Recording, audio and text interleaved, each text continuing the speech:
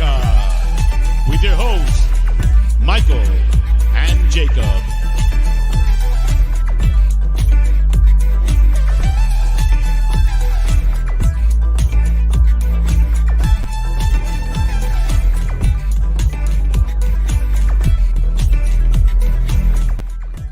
Big up, big dubs only today on the day 4-1 Tottenham Hotspur get the 3 points. And it feels so good to be back in the win column, and it feels so good to be here with you today. Look, I hope you're all too blessed to be stressed. There's already over 70 people in the house. First of all, big up to every single one of y'all.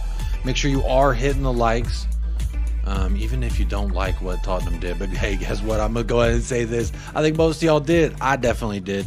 Look, wow, just very proud of the boys first and foremost. Like, I don't know how else to say it. I just have to start it off that way. But look, I'm so blessed to be here bringing this episode to you. Welcome in to episode number 110. Yes, 110 of these things where I go solo and we just see what the world's gonna bring to us. But what the world brought to me today was full 3 points. Youngman's son, we actually got a penalty awarded. God, how beautiful it is. We actually got a penalty awarded to us. Look at us. We're moving like Arsenal, huh? With a penalty and everything. Talk to me nicely every single time. Look, there's a lot to talk about. A lot of different things happened during that match. A lot of different things. Look, I've heard of people's opinions saying Romero should have seen this. Romero should have seen that. What Romero's seeing right now is a full 3 points. First and foremost. But big up to everybody in the house. Let's see who gets the first place prize. Y'all are absolutely flying in the chat already. Scott M gets double first place prize today. Says, big up Jacob. Hope you have a great show. I didn't think we played well, but Newcastle were so poor we could take advantage. Sonny was great. Everyone else, man. Well, there you go. We got a little bit of a positive sunlight out of Scott there, but that's okay. Look, I want to say big up to everyone who is in the chat right now. I see, let me say hello to some of these YouTube chat members before, but let me show this as well, because I just think, look at Callum Wilson's face. Just look at his face for real quick. This was a guy, he had a really fun time doing a podcast with some other bum, and they were talking about Richarlison this, Richarlison that. Oh, he gets more yellow cards than goals. He gets his shirt's been off more times than he scored, etc., etc. The fuck are you saying now, Callum Wilson? Huh? What are you saying now? I bet you ain't smiling like this, because there are some quotes that I do want to get to. Look, he says it's a lack of respect. Callum Wilson's very upset for Vicario doing Vicario-like things. I have a bunch of stuff starred. Look, I have a bunch of things I want to talk about as well. But real quick, let's look at this, because honestly, Richarlison versus Gabriel Jesus, let's just remind everybody who's actually leading the race to be Brazil's number 9. Look at that. 6 goal contributions, 3 for Gabriel Jesus. I mean, this tweet says uncomfortable conversations need to be had. I think they're pretty comfortable conversations. Maybe uncomfortable for other folks, but not for me. I'll tell you that much. But how's everybody doing? Look, I'm so happy. I'm so excited that we actually that we actually won today. I didn't think that would happen. Look at Vicario and the Mickey Van de Veen hugging, loving on each other. Isn't it beautiful to see? Honestly, I don't know where to start. Maybe with Trippier getting his... Oh, here it is. Here it is. This is what Callum Wilson's upset about. Look at that guy. Look at him. That is my keeper. Fuck you, Callum Wilson. That's what you get. Talk shit, and that's what's going to happen. I just want to say that loud and proud. Callum Wilson did get on the score sheet today, but he's still a fraud. And you know what? I just think it's funny. Did he see Richarlison score 2 goals today, or did he not? And I wonder if he's going to talk about that on his upcoming podcast. I didn't challenge him on Twitter, but I did at him on Twitter. So come outside. We're all waiting to hear what you got to say on your newest podcast. I won't be missing that episode. I'll tell you that much. Big up Nita in the house. Big up Ash. Tot Spurs. How you doing? Nick Brown's here. How you doing, Nick Brown? I see Spurs GCTV. Look at all these YouTube chat members, man. Y'all blessing me tonight. Big up Spurs GCTV. What a great performance it was indeed. Bob Down Under. How you doing, Bob? Daniela Zito, good to see you. Danny, how you doing? Mark Swift, Spurs site. Hey, Jacob in chat, chuffed with the result today. Chuffed is an understatement, and we are celebrating, so don't you get it mistaken. Spurs GCTV wants to give a shout out to Ben Davies. Also had a great game, and the interception in the first few minutes was crucial. Let's not, Ben Davies, thank you. He actually did like a 7 today. Normally he's a 6 guy, a 5 or a 6. Today it was a 7. Big shout out to Ben Davies every single time. Let me see this real quick. Honestly, I want to know what everyone thinks about this thing with Vicario and Callum Wilson. This was the beef that I didn't know I needed, but now I'm so glad it is here, if I'm honest. But big up Spurs GCTV. Let's see who else is here. Adrian Schroka. Big up Adrian Schroka. Good to see you. Carl Simpson and Terry Windows. No, I'm not going to block Scott. He's still a supporter of the channel. He's allowed to feel however he wants to feel about the club. Yep, sorry about being late, y'all. Blame Hassam. It's absolutely his fault. Big up Callum Roche. We were definitely oozing some sauce tonight, boys. What a great time it was. Look, I did actually on We Are Tottenham TV. I did the pump up before the match. Shout out Dave, Irish Hotspur. I was on there with Ash Maddock as well, Dermot and Amir, and I said I think Destiny Udogi's going to go ahead and get his first goal. Something was he just the past 2 weeks he's really been occupying these really progressive areas, really attacking spots where he was looking for the ball, through balls, and also where he was carrying the ball in himself. Shoo-wee. Love to see some of that. Big up Darren Wimbledon in the house. Says evening all. Richie for me gonna get that man of the match, I believe already. All right, y'all already getting in those mans of the matches. Big up Ben Kaufman. I think I missed your chat as well. Big up Ben Kaufman. Good to see you in the chat, my friend. James Paratrooper, how you doing? Big up yourself every single time. Ellie, big up Ellie. Says, hey, Jacob, the day after your 3K show, we batter Newcastle 4-1 for you. How about that, Ellie? Love to see that. Absolutely blessed indeed. Big up Daniela Zito. I think I said hello to Daniela Zito. Big up Daniel Sandoval every single time. How you doing? Drula's here. Big up Drula. Evening, Jacob, and all in the chat. I told you yesterday that I had a good feeling we'd beat the Toons. Look, I'm not saying we beat the cartoons. Or, damn it, there goes my joke. I had a whole joke ready for you. I was going to say we turned the Toons into cartoons the way we had them looking left and looking right. Look at this. I mean, inject this photo that I'm actually, this is a photo that I'm going to save, and I will be keeping it as an overlay for future shows because I love it. Big up Ravi as well. Big up Ravi in the house. Over 100 people and we're not even 10 minutes in. Big up first and foremost. Make sure you are hitting a like. Make sure you're subscribed to the channel. But I would assume if you're here in the first 10 minutes, you're probably already subscribed. So big up yourself if you are. Ian Ferguson, my Cincinnati brother, says, evening all. Great game today. Big up Ian Ferguson every single time. What a great game it was.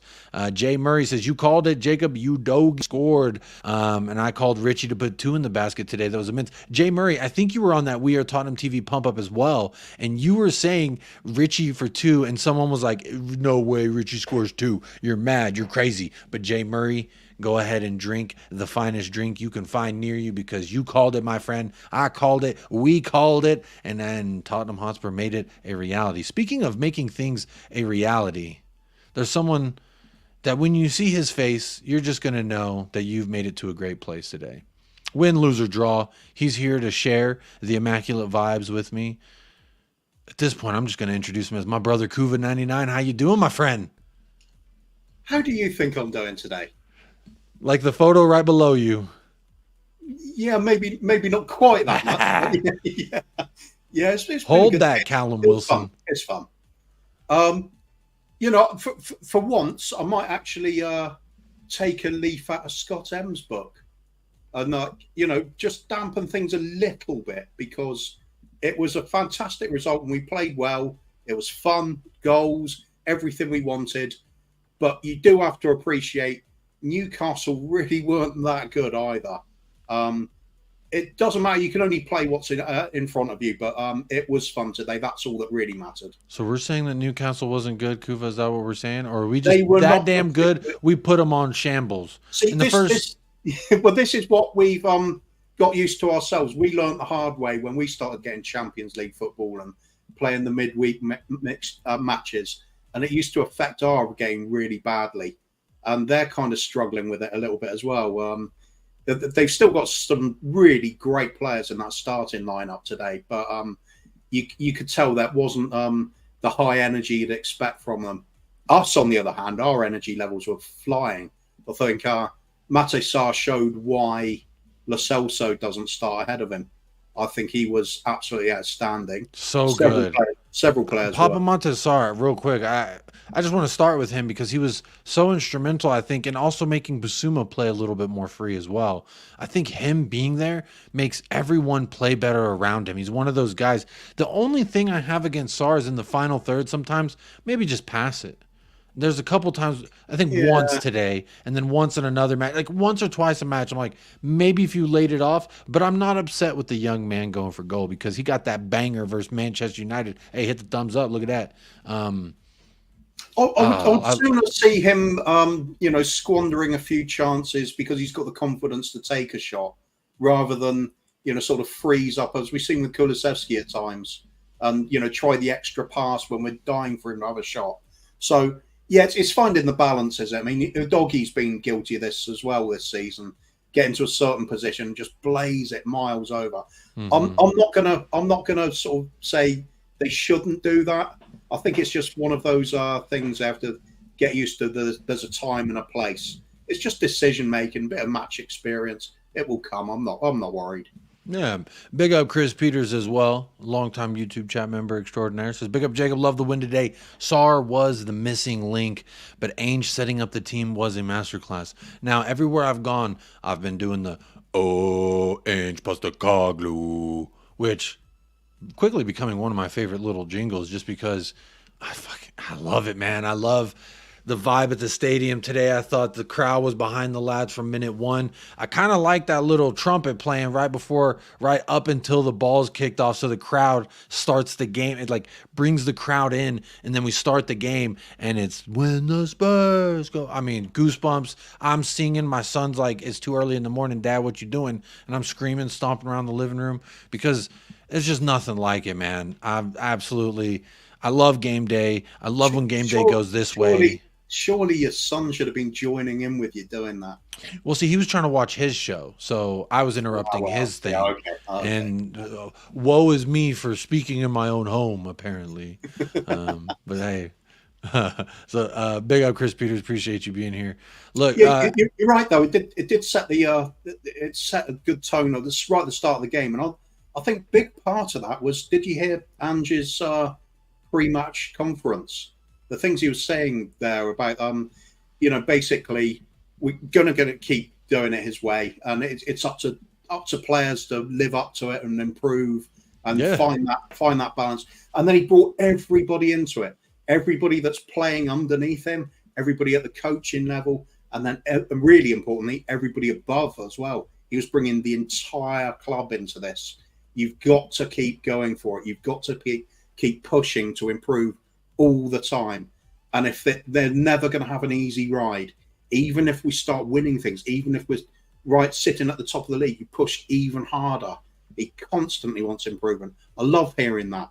A lot of our managers have been brought into this atmosphere of, we can just coast along. If we get fourth, it's okay. I think Ange has set our sights a lot higher. And I think we're going to have trouble getting players that are really up for that at times, because you can't just get anybody and expect them to have that attitude. It's either there or it isn't. You're going to find that out with a few players. But I like what I'm seeing. I like the way the team's been responding. Even in the games we did lose. Against West Ham, first half, I thought we were very good. Should have done better with our finishing.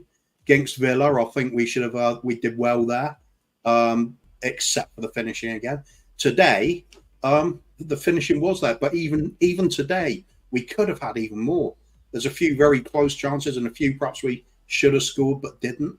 It could have been one of those where we rattled in about 7 or 8 goals. Bro, I was wanting a 6-1. I wanted 6. In the first half, I wanted 3. I wanted 3 in the second half. It was absolutely beautiful to see. Real quick, big up a user for the first super chat of the evening. Says, very happy with the win. Lot to improve. Wilson, smoke it.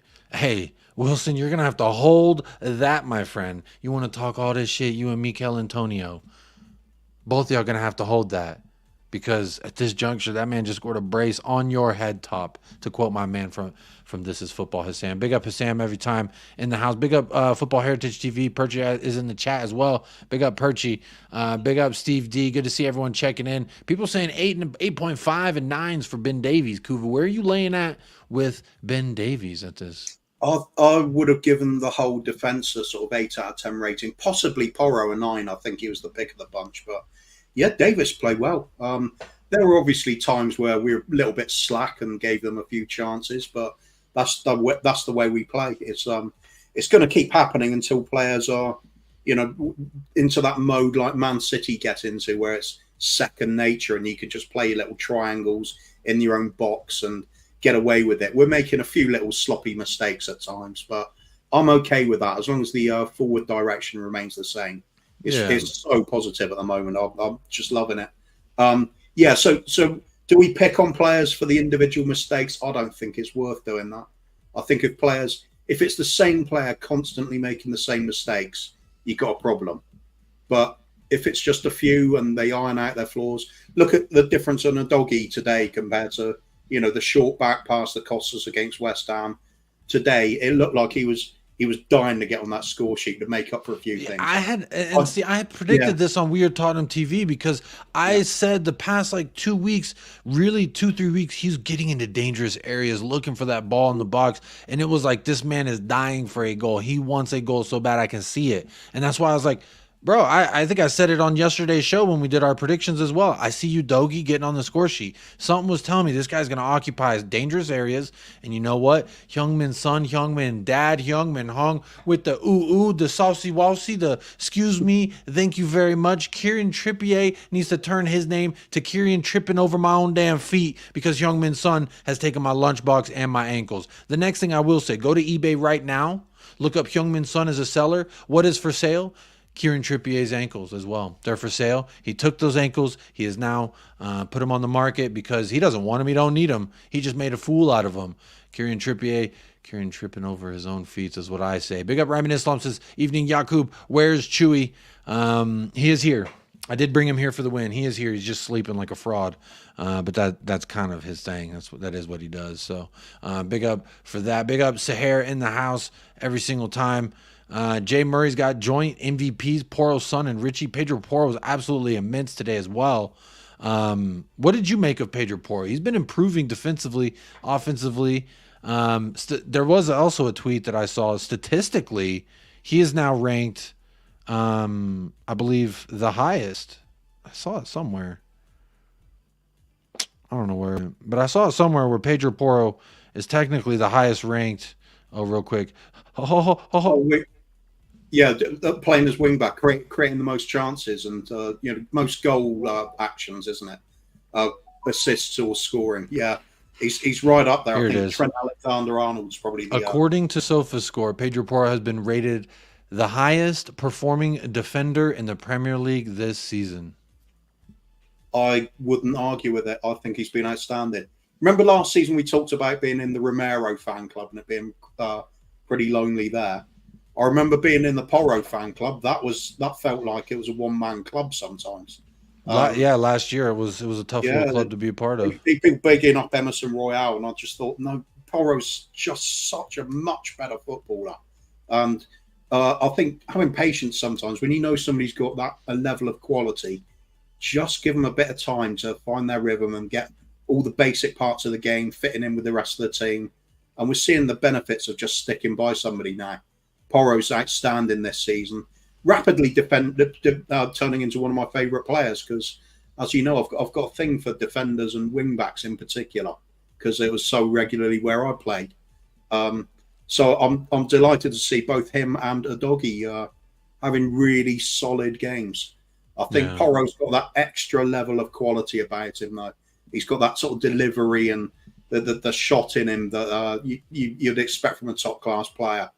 I think Udogie's a little bit more raw, but he is younger, and he's growing into it. Udogie's got that fantastic athleticism to him, though. He makes it so easy, just shrugging people off the ball, and he's getting better and better. I think we're in a really good place there. Keeping them fit's the question, isn't it? As it is with the rest of the squad. But Porro, yeah, top bloke, pick of our defenders, I thought. As for man of the match, wow, you got genuine choices to make there. I think Sonny was absolutely outstanding, did everything, and So good. and totally wore the captain's armband as you would expect. He was just popping up everywhere, big part of everything. I think for me, it was a toss up between him and Kulusevski. I think Kulusevski was outstanding. He was finding. Don't give it away too much who your man of the match or your BDE is, because that is a question we will get to eventually. So, well, mentioning a few: Porro, Kulusevski. That's the thing. You got so many to choose from. Hey, you can't really make a bad choice.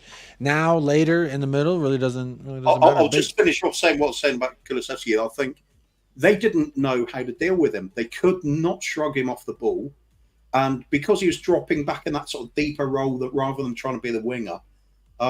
He was picking off. He was creating chances almost at will. He was having an excellent game. I think it's such a viable place for him to play now in that number 10 sort of role. It makes us like not miss Maddison in games like today, which really says something, because we've missed Maddison like mad. But there's hope. There's hope there. A little bit of flexibility within the forward line is always good. I think, yeah, Brennan Johnson deserves a bit of a big up as much as Davies does. I think he was a lot more dangerous today. It suits him playing on that, playing out the wide on the right, I think. Yeah, I mean, that's something that we've talked about quite a bit here, Kuva. I know you and I specifically on this channel, you've heard me say several times, I don't want Kulusevski as a winger anymore. The collateral effect of moving Kulusevski inside.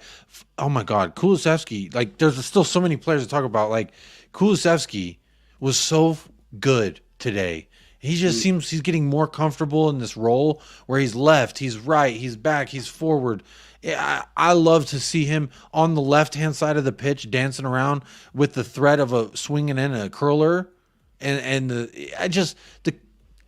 everything that makes him a good player, he can do that and more in the middle. And that's what I'm really seeing with Kulusevski, where it really just has me speaking on him with a lot of respect. And actually, whenever you talk about Kulusevski, you got me. LeBron James.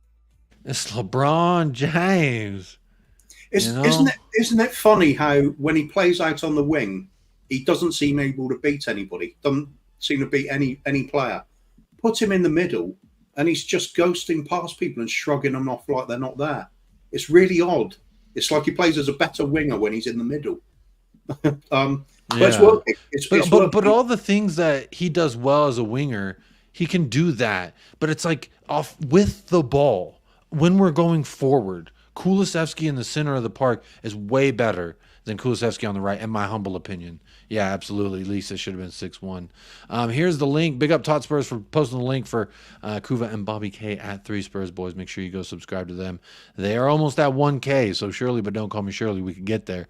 Big shout out. There's over 150 people here tapped in, celebrating, soaking in the 3 points with us tonight. Make sure you are hitting that like. We're 11 likes away from 100. It'd be absolutely immense to hit that during the live stream. I see 112 votes, so no reason we can't get there. And 89 likes. What is that? 26 people that don't want to like the video? Very questionable. But hey, we are winning, so you can't bring me down.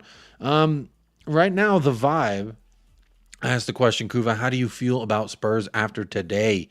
41% says, I love them all so much. Because honestly, I was feeling that way. Like, what's a good first answer to choose? Is, I just love them all so much. So very good to see them choosing that as well. 34% says Ainge is the father of you all. Another great, fantastic choice in the poll. And honestly, I'm going to add those 2 percentages up because those are not wrong answers. That is 75% of people saying I love them so much and Ainge is the father of you all. And it's only a matter of time until you see the vision. But Kuva, what I'm telling rivals is by the time you see the vision, it is going to be too late for you. It is going to be too late for your club because we're going to be steamrolling through you. This is just the beginning stages. You're just smelling the grill heating up and they're talking about, oh, they're going to cook something fire. That's just the seasoning, baby. That's just the things are warming up. We haven't even seen the best version of ourselves, Kuva. It is on the way. Honestly, for me, just wow. Feels so good to get a win again. We couldn't go 6 matches winless. Now, I know there was a draw in there, but it was starting to get a little worrisome. And people said, oh, how can you, there's no way you should allow to go down to 6 matches without a win. That's unacceptable for a manager. And questions need to be asked of Ainge Postecoglou. Now, there were some Spurs fans I saw that were being hard on Ainge still. You know what I mean? You win 1-0, you win 4-1. Seems like fans are always going to have something negative to say about you. I don't understand why fans are upset when he brings on Oliver Skip. Like, I don't know what you want him to do. Manifest a player out of thin air. It's like, how dare he make a substitution, one of the only substitutions available and at his disposal? How dare he?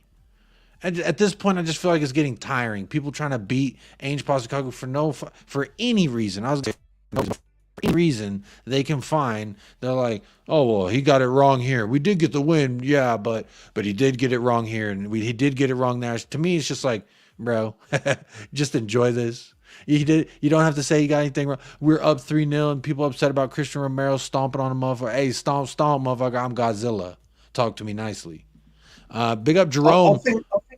Oh, sorry, go on.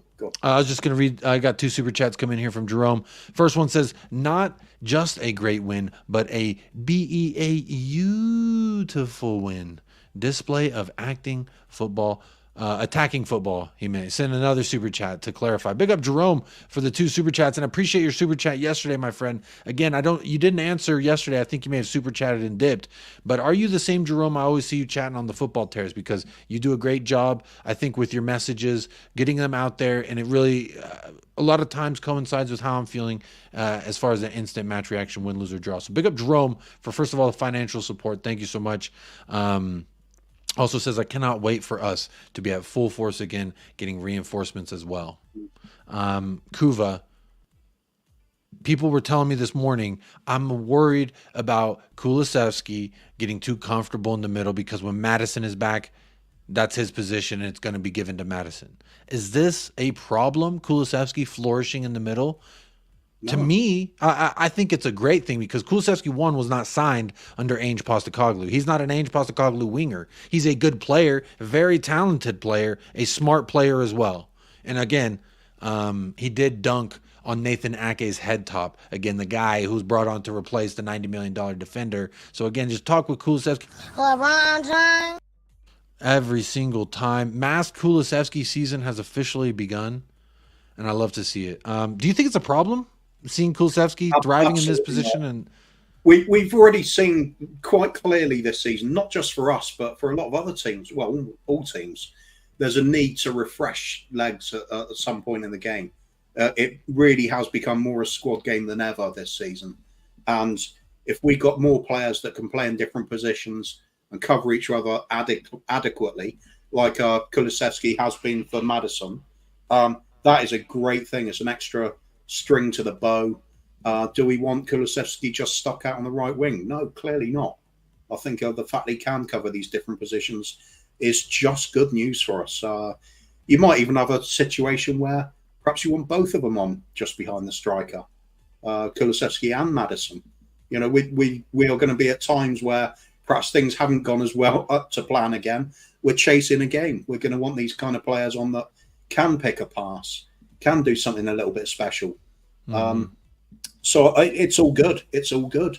I'm far happier seeing that he can do that position as well, rather than just being stuck with this winger that people sort of have doubts about. I think Kulusevski's role in the team when he plays wide right, I think it's kind of underestimated what he does, but I can see why people don't like it. It's not exciting. It doesn't look like a traditional winger sort of approach to the game. He kind of drifts inside to become a number 10 anyway, doesn't he? So might as well start him there, and he's doing well for it. I think perhaps it's good for him to have this run playing in the middle, where the pressure's not on him to beat his man. He can just relax. One of the problems as well, Kuvo, that we've all talked about in the summer is we don't have a James Madison backup. But I guess when it comes to I guess we'll never know what that's like because we found him. I think we found him, and I think it solidifies going into January what we should do. Because for me, I know that we need to get another winger. We got to get a left winger or a striker and let Son play either or. We have to get another piece to that attack, I think. And then when James Madison comes back, I like Kulusevski as a substitute teacher. Big up Jerome for the orange super chat. The big donation here tonight. Big up Jerome every single time. Dubs in the chat for Jerome. And again, if you do super chat, I will get to it immediately. I will try and run through the chat. Make sure I say hello to everyone. And if I see any comments or questions, I will star them and bring them up at a different point. If you super chat, I'll get to it right away. Obviously, all super chatters, I'll shut you out again at the end of the show. Because obviously, look, just real quick, I know I said this yesterday, but it is holiday time. It's holiday season. And for you to spend any amount of money on this channel, it actually means a lot to me because I, first of all, hope your family, you, and everything involved is taken care of. And the little bit extra, you're spending it over here. So I appreciate that, Jerome. Thank you so much for your, being so generous. Says, I know what you mean, Jacob. We win, but still have criticized Ainge for bringing Skip, and we have a game on Friday. People complain about game management, but when he does, he's still getting slack. And yes, that's me. Big up Jerome every single time. I find it really odd that, and I'm going to go back to it just a little bit here, Jerome. When Ainge does something, I feel like fans are waiting to say that was the wrong choice. You should have done this.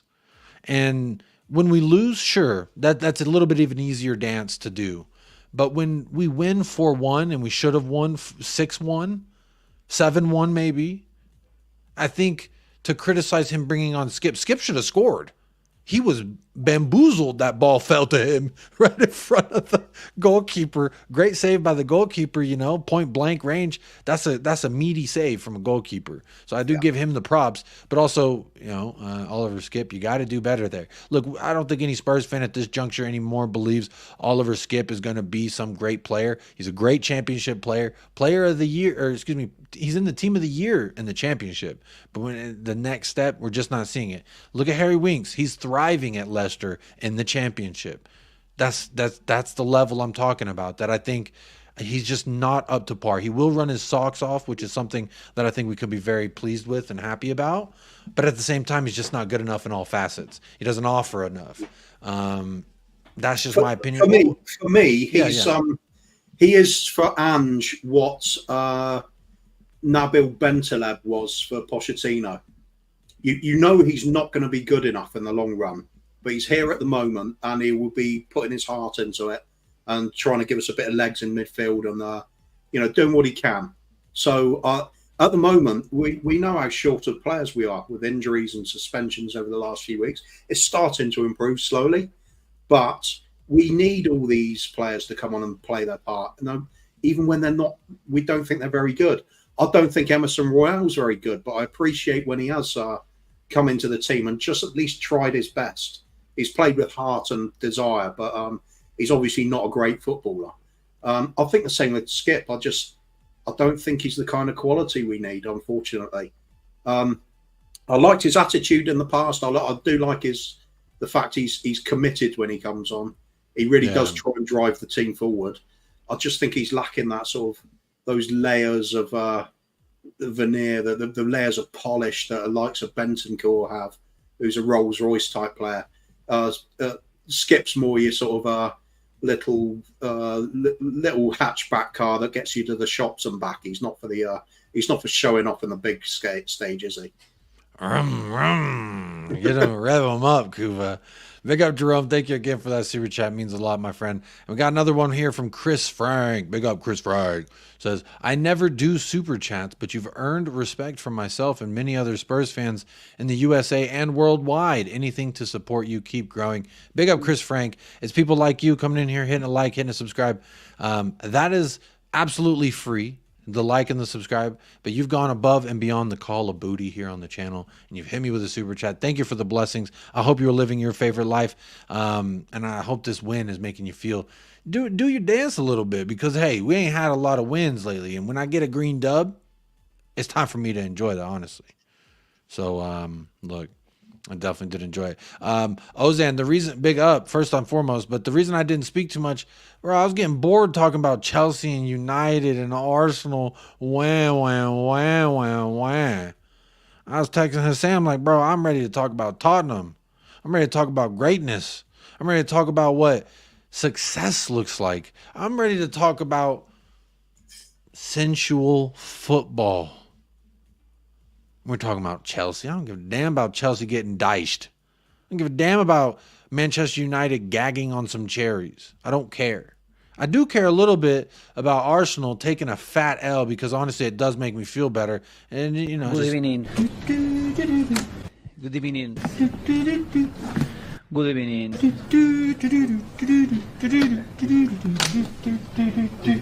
Good evening.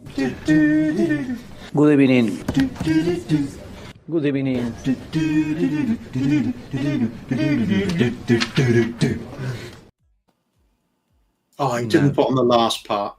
Yeah, you're right. I clicked it too soon. Or he comes out, he's like, da da da. Yeah. I want to put my face on that at the end to just pop out like da da da da. Yes. Good evening.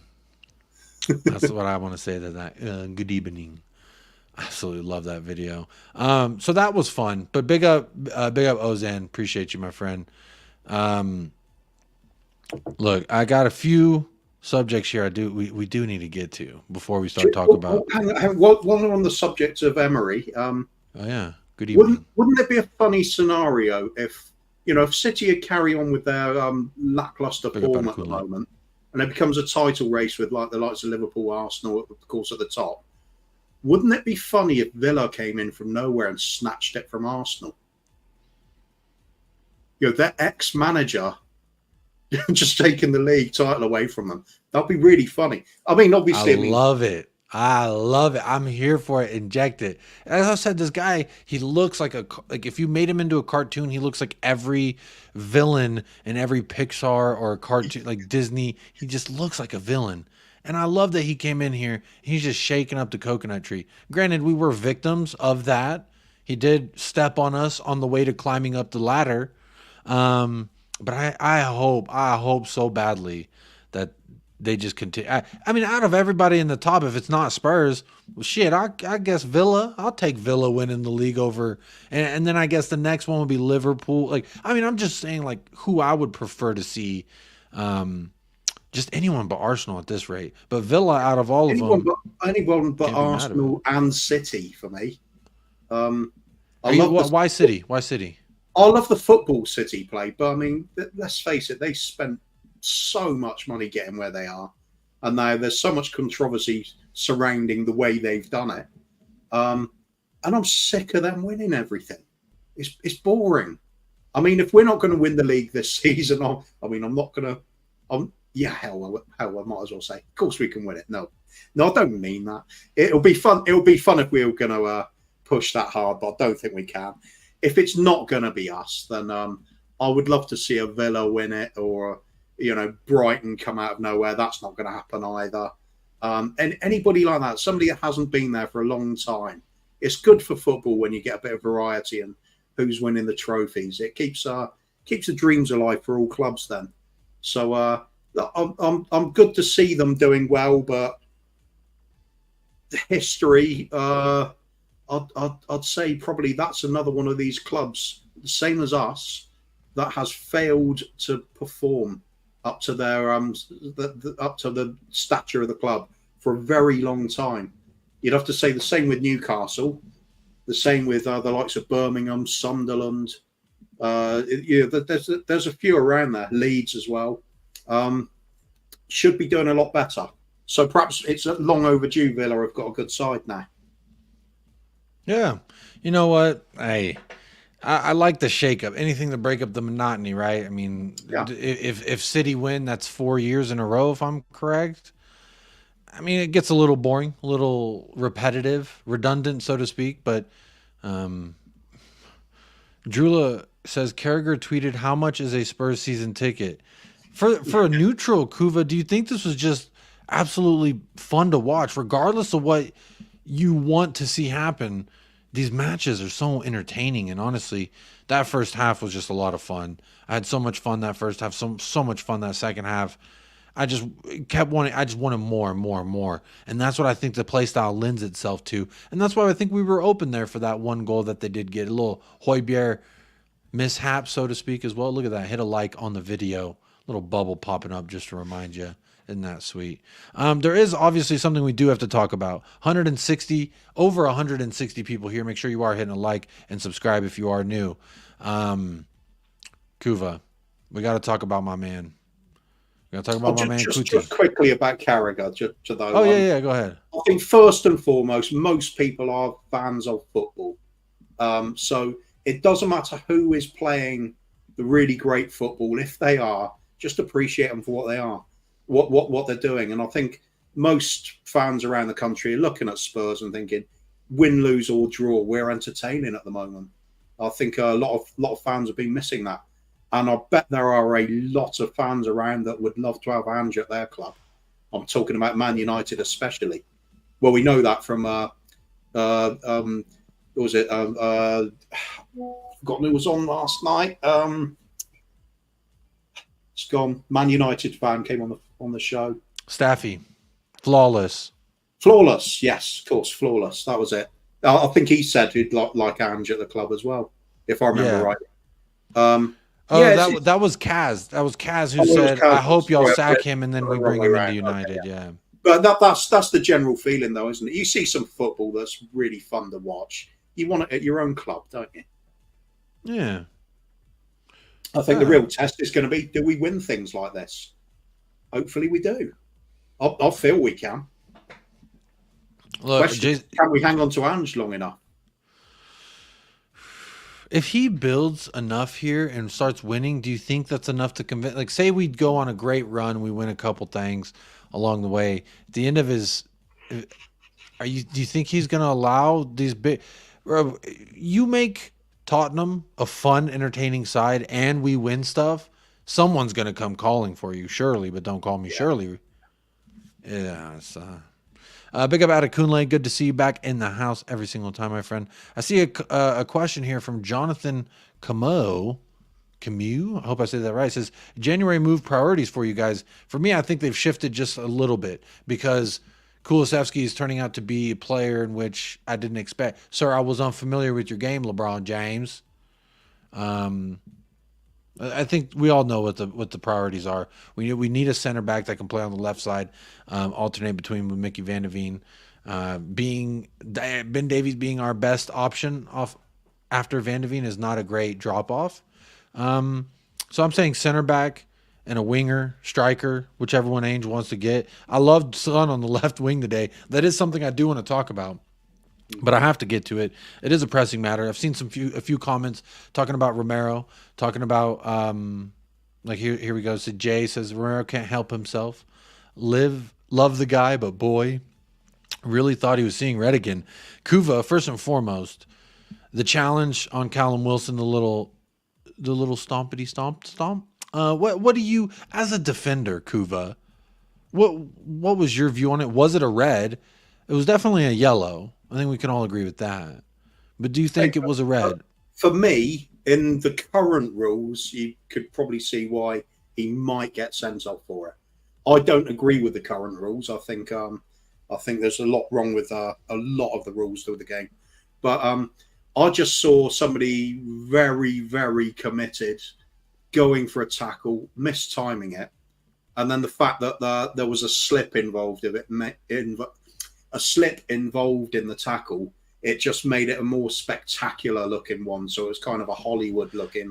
And when you isolate it, it looks. Yeah, and I thought, oh my God, he's off. Then when you look back at it, you think, oh, actually, it wasn't that bad. It's one of those rare times where you look at the replay and it kind of looks a lot better than you thought it was.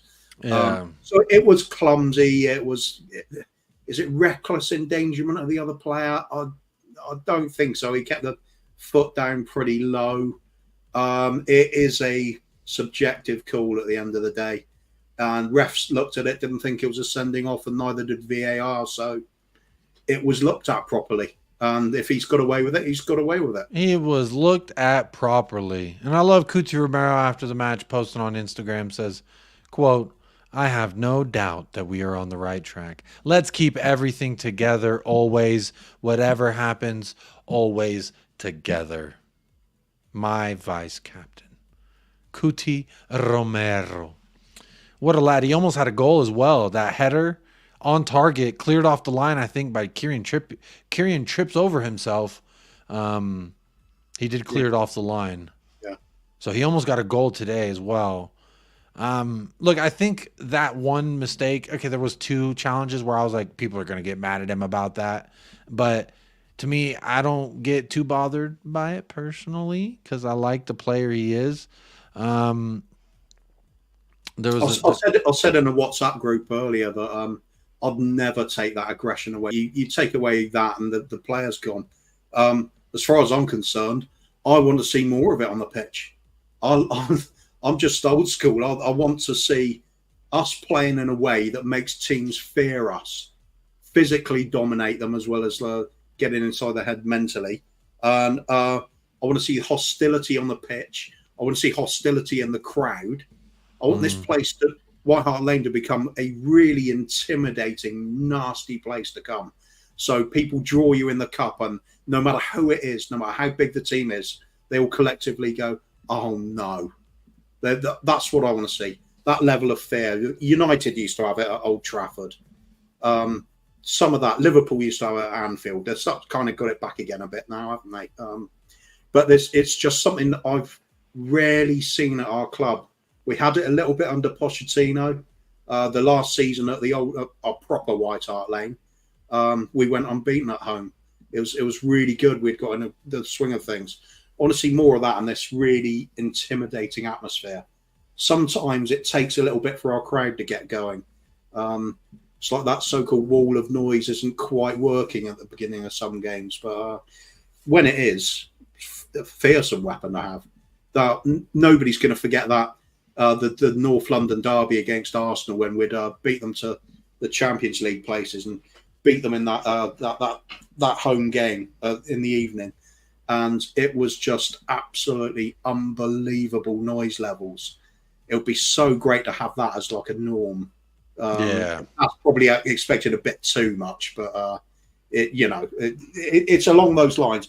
I often see teams in Europe, the likes of Galatasaray and Fenerbahce and things like that, some of the Turkish clubs, and they'll have the drummer in the crowd at the start of the game. They'll have a bloke come out onto the middle of the pitch before it starts, flares all over the place, waving the flag, really get the crowd up for it.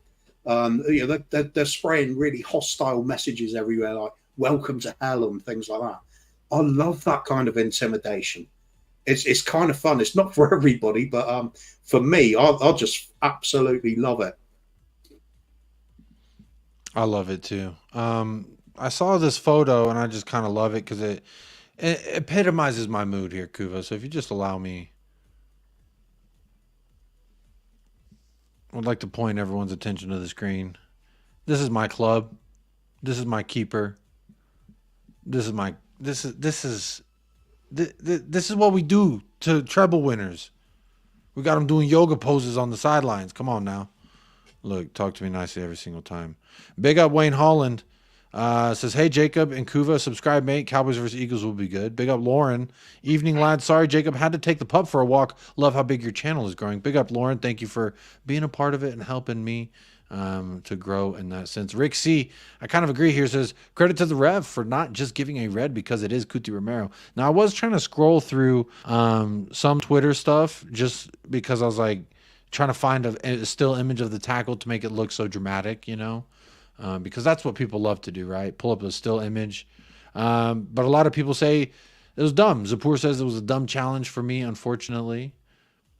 Fair enough. Hey, it wasn't great, but it wasn't a red, in my opinion. Talk shit, get stamped. I think you're always going to look at the other side of it as well. Remember, was it last season or was it a season before? I think it was last season when we played Leicester and we beat them 6-2 at home with the crazy game, Sonny hat-trick when he came on as a sub. And there was one point where Romero stepped up and he did this crunching challenge on, was it Swinchu or something like that? It was one of the Leicester defenders anyway. But he absolutely went through him. It was a ferocious tackle, but it did set up the attack and we scored from it. And that's what you can bring to the team. If you get your timing right and you are so preemptive with your tackling, you have caught the opposition out. It takes players out of the game because they're currently going one way and you've instantly started the ball going the other way. They've got to turn around and start chasing back to their own goal. This is why I don't want to take this out of Romero's game. I think it suits Ange's, the way Ange wants to play football perfectly. He would have suited very well to the way Pochettino likes to play as well. Very aggressive in the half. Look at this guy. Dickhead is the lot of you. A good evening. Thank you for being here. A good evening. Bit of salt going on there as well. Good evening. And for the salt, I did pull up this photo. Christian Romero on Instagram did post a photo of him holding the Player of the Match trophy there in the locker room. Whether you believe he got Player of the Match or not is irrespective of the point. He's here with the award. What a beautiful sight it is to see. Let's see what pick up the Arsenal. This guy, yeah. You couldn't take away his aggression even if you wanted to. There was a question that they threw to Ainge earlier in the week, Kuva, was, have you discussed with Romero his aggression and his decision-making? And that he's like, why would I do that? Why would I try and talk this man out of what makes him so great? I just think he is a part of a system in which you have to have a guy who's a little fucking hot-headed, a little bit. But at full time, who was separating everyone from a fight? It was Christian Romero. Yeah, I noticed that too. Yeah, I have a video of it, but I don't want to get copyrighted. But I do have video proof, evidence of Christian Romero separating. Yeah, because Vicario was in his face. He's pushing Porro. He's pushing Vicario. He's separating everybody. Honestly, love to see that at full time. We get the win, but it's still fuck you. You know what I mean? We get the win. You got something to say? That's my new. I'm saving this, and this is gonna be my response to everybody saying any fucking thing. Hold that. That's more a New Zealand Maori thing than an Aussie thing, isn't it? Surely. Yeah, Big Ainge will get sacked in April, they said. And TJ Fraudulent TV as well. He tried to be like, I don't see Ainge Postecoglou being there beyond March. Yes. My name's TJ. I'm so astute of an Arsenal fan. Ainge Postecoglou will not be there by the time March rolls around. It was March or May. Either way, he's a fucking waffler. All right? To the highest degree. Big up TJ. I like TJ. But, make sure you are subscribed to TJ Warren TV. But he's a waffler to the highest degree. Of course he is. At the end of the day, he's gone through a lot of salt in the last few seasons, hasn't he? Get in. See, Toxic Headshot is in the fucking club. All right, Toxic, you are in the club. This is my center back. He is my vice captain. Kuti, can't you see? Sometimes your tacticals hypnotize me. Shout out Notorious B.I.G. for some great lines. But honestly, every time I see Kuti play, I just think of the song. Kuti, can't you see? Sometimes your words just hypnotize me. I love me some Kuti. Big up Toxic. You're absolutely in the club. We'll have to bring up a few more of those pictures again soon, won't you? I mean, only if I have to, which, hey... This is how I'm looking at Kuti Romero's stomp on Callum Wilson. I know y'all say it's a stupid challenge, but this is how I feel about it. It don't matter what you think. These are the kind of things, if you wake up in the morning, look into the mirror, and you see that, you're doing the two fingers. It's like, yeah. This guy is my guy. I love him so much. He almost had a goal. Look, Christian Romero has more goals than Gabriel Jesus. Christian Romero has more goals than Gabriel Martinelli. But I'm not supposed to celebrate him, apparently. Just only got them 3 goals, the poor bastard. I like this from Nick De La Torre. Let Romero be Romero. Someone has to be Mr. Chingon. I know. Chingon. Someone has to be hijo de puta in the fucking team. They have to be that guy. Ray Chrisley says, love the tempo today. We were able to keep the pressure up till the end. Kuva, talk to me. I brought up the fact of, Ainge Postecoglou making these substitutions. And I was on, when I was doing the pre-match show, a lot of people were upset Giovanni Lo Celso got dropped. And to me, I was okay with it, because what was the fucking complaint that everyone had about Ainge last week? Oh, he subbed Lo Celso, our most creative player, for Skip, an uncreative player. And I said, look at the bench. What creative player is he going to bring on in that juncture? There's not one. But now what he did by rotating the squad like this, he created a solution to a problem. Now we have a creative player we could bring off the bench. Was he great today? No. But we now have that. Should we be in a point where we're like, oh, we need some guy to do those interlinking passes and really connect the midfield to the attack? Then maybe he could do that, because he did do it for 2 out of 3 of the matches he did start. But what my point was about Giovanni Lo Celso not starting is every match he started, we did not win. So in order to get a win and change things, you have to do what?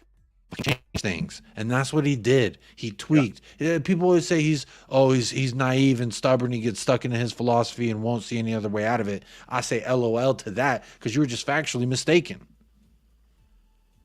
But we move. Yeah, I mean, Ange Ball isn't a system. It's not a rigid formation. It's all about how the players apply themselves. So it's that first instinct of attacking. How can I get the ball forward as quickly and accurately as I can? And hey, big up to New Zealand. Oh, it's yeah, called I don't know how to pronounce it, so sorry if I butcher it. It's called a pukana. It is Maori kuva. Much love from New Zealand. Big shout out all the way to New Zealand. Good morning, everyone out there in the New Zealand, Australia areas. The Brits will be used to it because of the rugby. We often play New Zealand, and they do the haka, and it's the haka. Yeah. And where I grew up in Dallas, in North Dallas, there's a high school. It's Trinity High School, and it's they won state championship in American football year after year after year. And it was because they had this huge Tongan presence, and they did the haka before every match, and it was like a staple of their thing. And it was like, so that's my exposure to it. Big up Philly from NYC. Says that's because he got the armband after Sonny was subbed out. He had to, quote, act like a captain. Do you think he acts more or less like a captain if that armband is on? I think in the moment he just knew, hey, we got the dub. I can chill. You know what I mean? Turn the oven off when you're done cooking, right? Yeah, I mean, when the player like Romero does get sent off or picks up a booking, and he knows he's gone wrong there, so he's going to think about these things, and sometimes he's going to control himself, and other times he won't. He's fiery, so he's going to be sent off more times in his career. He's going to pick up bookings. That is the nature of the beast, and he is a beast. But when he's calmed down, when he knows to just ease back on the aggression, do the sensible things, he can do that too. Let's not forget, until that sending off this season, he had been fantastic, controlled with everything. Everyone was turning their tone on him, yeah. And then as soon as he gets a red, Spurs fans, rival fans, everyone, there he is, the criminal, the dirtiest player in the league. Everyone's just waiting. Just like with Spurs, when we got that first loss, everyone's just waiting. They've been waiting so long to just be like, There's Matty Cash out there who his career is to injure other players, and yet Romero gets all the hate. It's not right. Do you know if Romero's on 4 yellows? Matty Cash is a fucking criminal. Do you know if Christian Romero's on 4 yellows? I would expect he is. He does tend to pick them up, doesn't he? Nah. Let me see how many yellows he's got. Cootie beast. I love him so much. I don't know why everybody be hating, man. I don't know why everybody be hating on this man. Let's see. Where is it? Defending. Nope. Cards. He has 4 yellow cards. Yes. He has 4 yellow cards. And it resets at game 18, right? So we need Kuti to not get a yellow for... Yikes. 3 games? No, 2 games. We just need Kuti just play clean for 2 games. And we won't get that suspension. Look, Sahar brings up a good point. The next thing I did want to talk about with you, Kuva. Everyone said going into this match, Richarlison has never scored a goal for Tottenham Hotspur with his feet. And he got 2 of them today. Could have had 3. First of all, what do you make of Richarlison? What do you make of his performance today? For me, Kuva, I thought this was the best game I've ever seen him play in a Tottenham shirt. And I don't think that's a huge stretch, because I thought in attack, he was there in and around the areas. Yes, he could have finished more. Yes, he could have been better. But as far as the work rate, the attitude, the defensive tracking back. I mean, at one point I saw him fucking in Cuti Romero's area winning the ball back for us. And his first goal, the build up to it, Richarlison won the ball back. We started building it up, and then it ends up his first goal, I think it was. It started with him. I remember one of our goals, either it was the Udogi goal or his first goal. It started with Richarlison sliding in and winning that ball. So, what's your opinion? Where are you at? It was an all-round aggressive, controlled performance from him. And at the end of the day, he did what you're supposed to do if you're going to be a striker. Get the ball in the net. And he did it a couple of times. Great to see. He was taking up good positions. I think it's the trouble a lot of the time. He has got himself in a really good position and then missed the chance. This time, just get in there. They're right in that 6-yard box. Just get on the end of it. It looks easy then. And you could see his confidence growing. I think if you could pick a player you needed to score a couple of goals just to give them a big boost, it had to be Richarlison. I think I feel a bit ashamed because I've been trying to big him up all of last season, saying, come on, he just needs a chance, trying to find ways to justify him being in the team with his work rate and his attitude and his covering players and his pressing. And at the end of the day, I thought he's just not scoring the goals. He's not worth it. I'd given up on him when I'd actually thought a few weeks ago, you know what, he's due to score a couple of goals with his feet, isn't he? Because he just hasn't managed it. But I'd given up on him, and I'd even said a negative thing about him before the game today. And he came in and proved me wrong. And I was so pleased for him at that point. I felt a bit sheepish with what I'd said about him. But it's no good just doing it in one game. He needs to keep it going. This has to be a regular thing. He needs to contribute in most games. As a striker, if he's getting a goal every 3 games, that's pretty reasonable. He doesn't have to be, the next Lewandowski or anything like that, or Harry Kane. It just needs to be a Richarlison that's been Richarlison all of his career. He's not a lethal goal scorer. He's just somebody that will get in there, get his head on the end of things, cause a nuisance to the opposition, cause a bit of chaos. Sometimes it's like he doesn't know what's going to happen. Neither do his teammates, and that's sure as hell the opposition don't. And sometimes you need to mix it up a bit. I don't think he's a great player, but he can play his part. And he did today. Yeah, I agree. I think he did play his part. Philly says, Jacob, we're not hating on Romero. Just that challenge was totally unnecessary. No, I think it was totally necessary. I agree. That dude was talking shit. Get your ass stomped on, son. Yeah, I wish the opposition player had done somersaults and landed in a heap. Big up everybody in the house. Keep on hitting those likes. Still over 150 y'all. While we're on the topic of Richarlison, I have a quote here from Ange Postecoglou. Says, let me hide this comment. Says, quote, Richie was important to us at the start of the year too, but he wasn't fully fit. I think you could tell he was kind of restricted with his movements. At times, we had to play him out wide just to get him through games. Jesus Christ. Since he's come back, it's fair to say he feels a lot better physically, and I think that's helped him mentally as well. Great for him to get 2 goals, but it wasn't just his goals. It was his general work rate, energy, and physicality.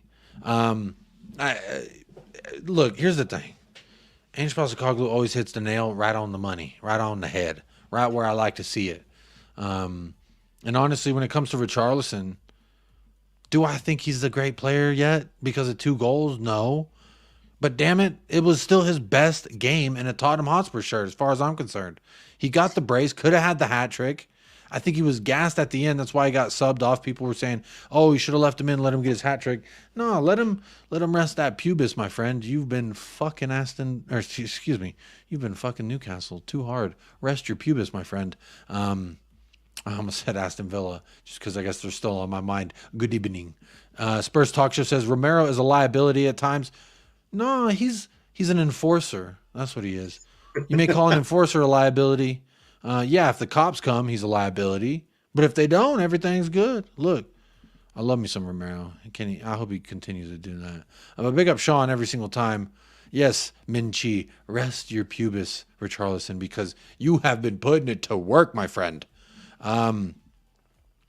We also got All right, I still want to talk about Richarlison for a second, but I was going to talk about the fact that we did get awarded our first penalty of the year, Kuva, 16 matches in, and we finally got our first penalty awarded.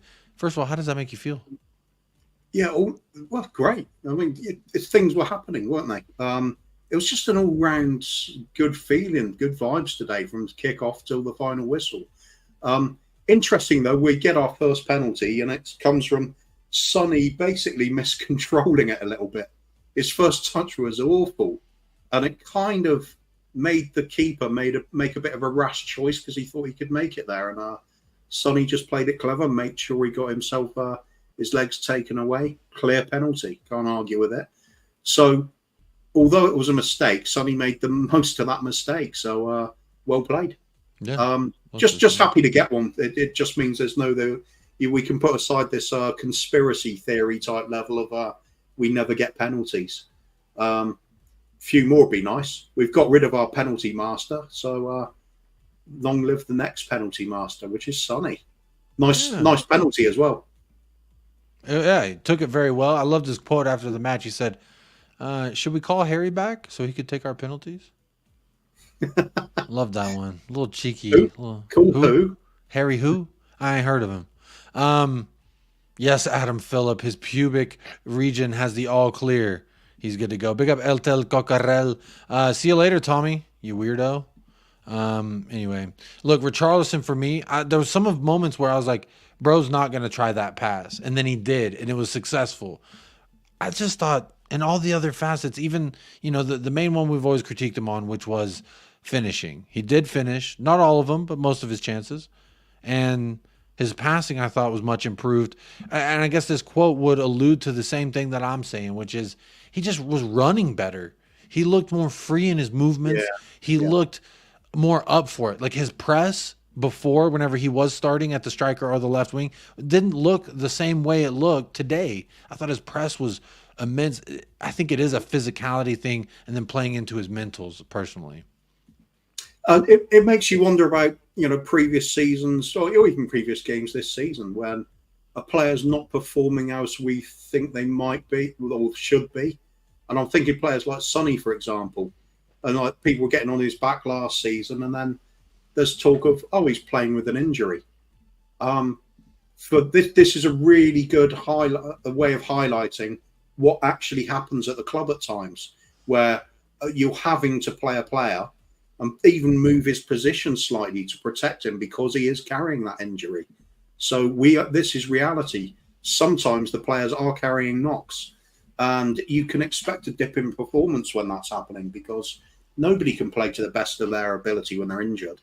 So I think a lot of respect to him for actually carrying on through that period, especially with the amount of stick he was taking on top of it. Really happy to see him get a couple of goals. Like I said before, this man doesn't have to be a Ronaldo. He doesn't have to be a Messi. Just be the best Richarlison you can be. That's okay. We can use that. And I think a little bit more confidence now he's got a couple of goals. It's going to do him the world of good.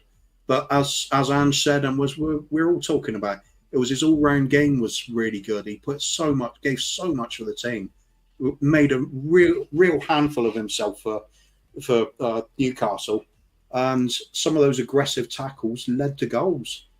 So well played, sir. Well played. I absolutely love to see it.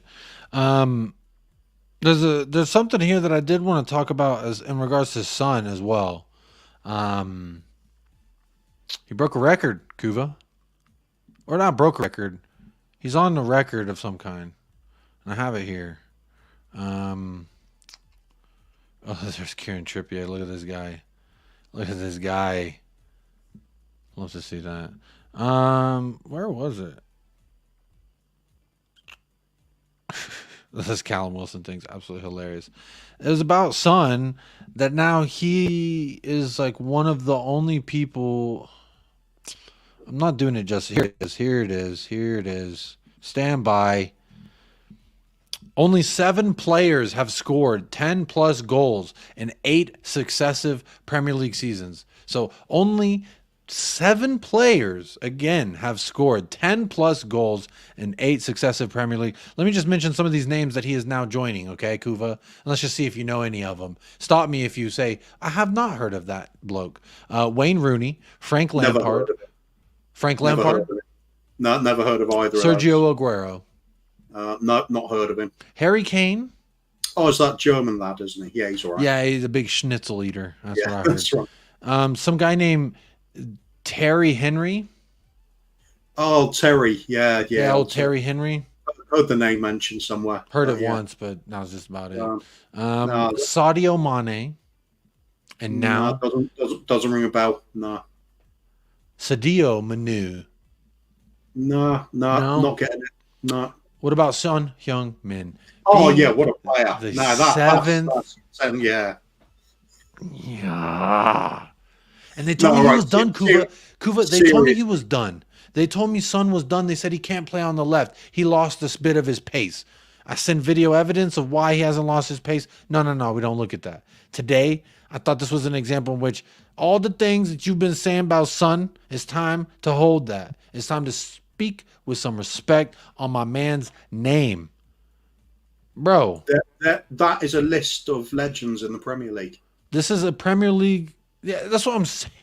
This guy. Yes, He's Philly. I don't see Mohamed Salah on that list either. True. No, I'm just saying. How long's Salah been at Liverpool now? Long enough to do this if he tried hard enough. If he was good enough, he'd be on there, wouldn't he? Yeah. Sonny. I don't care. I don't care if he's only been there 6 or 7 years. It's fine. He should have got 8 seasons worth of goals, shouldn't he? Ryan Gloria says 5 years. Yeah, that sounds about right. So that's why he's probably not on that list. It's kind of difficult to be on a list of 8 seasons when you've only been ever 5. But that's it just sounds better. It sounds better before that. Hiding behind lack of years. God, what a poor player. Yeah. I like that. I like it more when it was like he's not on the list either. How about that?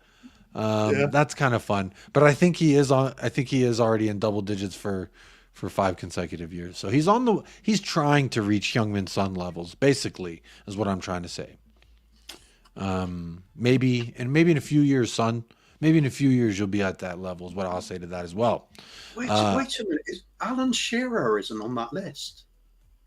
No. Surely he must be. Unless, of course, perhaps he did have some long injury layoffs. Perhaps that's what's affected that him. might be, yeah. Scott shows how great Kane was. I don't know what that means. Big up Bob Down Under says, I think Ainge is sorting the wheat from the chaff. Current works in progress. Johnson, Davies, Lo Celso, and Richie. Big up Bob Down Under. Good to see you here every single time. Exactly, Spurs Kings. They're all making excuses for Salah.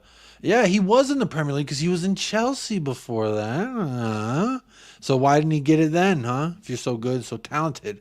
My man came to the Premier League, started scoring. I don't know about yours, but that's just my winger. They just sent him out on loan at the time, didn't they?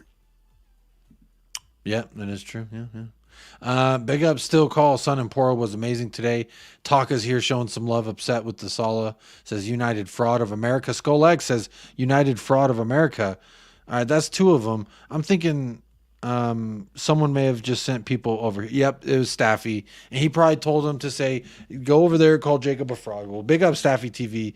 Big up for the raid, my friend. Thank you so much. Jacob the Fraud. Love to see it. United Fraud of America. Here we go. They're all coming in. Hey, I can't help it if I speak factual information. Y'all don't like it. My fault. All right. I love all this sort of banter, though. It's just fun, isn't it? Yeah, some of us are allergic to cherries. Some of us can eat cherry-flavored things. Beating Bournemouth ain't for everybody, is what I would say as well. But big up Staffy every single time. Big up to yourself. United Fraud of Texas. Here we go. Big up, Staffy. Appreciate the redirect, my friend. Make sure you hit the like if you are on over here from Staffy TV. Over 200 of y'all in the house tapped in with us now. And what a beautiful time it is. Mardini says we like cherries. Yeah, we like them cherries over here. We take care of our cherries when they're served for dinner. I'll put it that way. We don't get taken advantage of by the cherries. We don't, for lack of better phrase, gag on the cherries. We don't do that, is what I would say. Spoopy, Richarlison Purple Patch incoming. He's going to get 4 goals. Do you think that Richarlison can build on this, what we saw him do today, and actually give us something this season that's worth the amount of money we paid for him? Honestly, I don't know.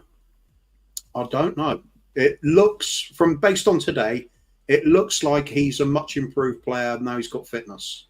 So he's shown he can get in the box. He's shown he can finish from short range. If we're creating chances for him, why not? Maybe he can. I'm happier after today with him than I was before, that's for sure. So who knows? Who knows? It's not impossible. Depends what you mean by, the purple patch with 4 goals. 4 goals in 2 games, I'd say that's too much to ask. 4 goals in the next 7 or 8? Yeah, why not? Why not? Maybe he can. Yeah, why not? But you're forgetting, of course, though, that Sonny's going to be back to his best and smashing 7 or 8 in the next 5 games, isn't he? You talk to me nice. We got Nottingham Forest on Friday, Kuva, and I really think with the form that we're on, bro. Okay, maybe this is just because it's still game day and we got the dub, and I'm feeling great, feeling too great to be brought down to reality. I'm gonna say it this way: West Ham. Am I too much in thinking a 4-0, 5-0 on the books? I think it's a harder game than that. Forest at home are decent. They're tough when they play. Battle of the Hams, Battle of the Hams. It's Tottenham, Nottingham. Let's get it done. Their home form is what's kept them in the Premier League. It's not an easy one. Did I say an Ayo moment? Everyone said pause and Ayo. I don't remember an Ayo moment. What did I say? Big up. Make sure you are liking and subscribing. Big shout out to the over 200 of y'all here on the channel. Exactly, Jay Murray. I'm just allergic to talking bullshit. That's all I do is speak truth. Big up Hamza's Treat. It says big up Jacob, my Lebanese brother. Big up. Appreciate that. Let me see here. Got a couple more things I want to talk about. And then obviously, y'all in the chat, it is now time. Oh, gagging on the cherry. That's the Ayo. Because I told some of us gag on cherries. Yeah. But not us. Don't worry. When it comes to Bournemouth, we'll never gag on those cherries. That's only Staffy and Manchester United. But I guess I shouldn't have brought it back up since everyone was already like Ayo. But apologies. That was a little bit of an To be absolutely fair, Bournemouth are playing pretty well at the moment. I think they're very underrated, but Man United were terrible though. That looked like a manager about to be sacked. It really did. I don't know what this is. What is this? What is this?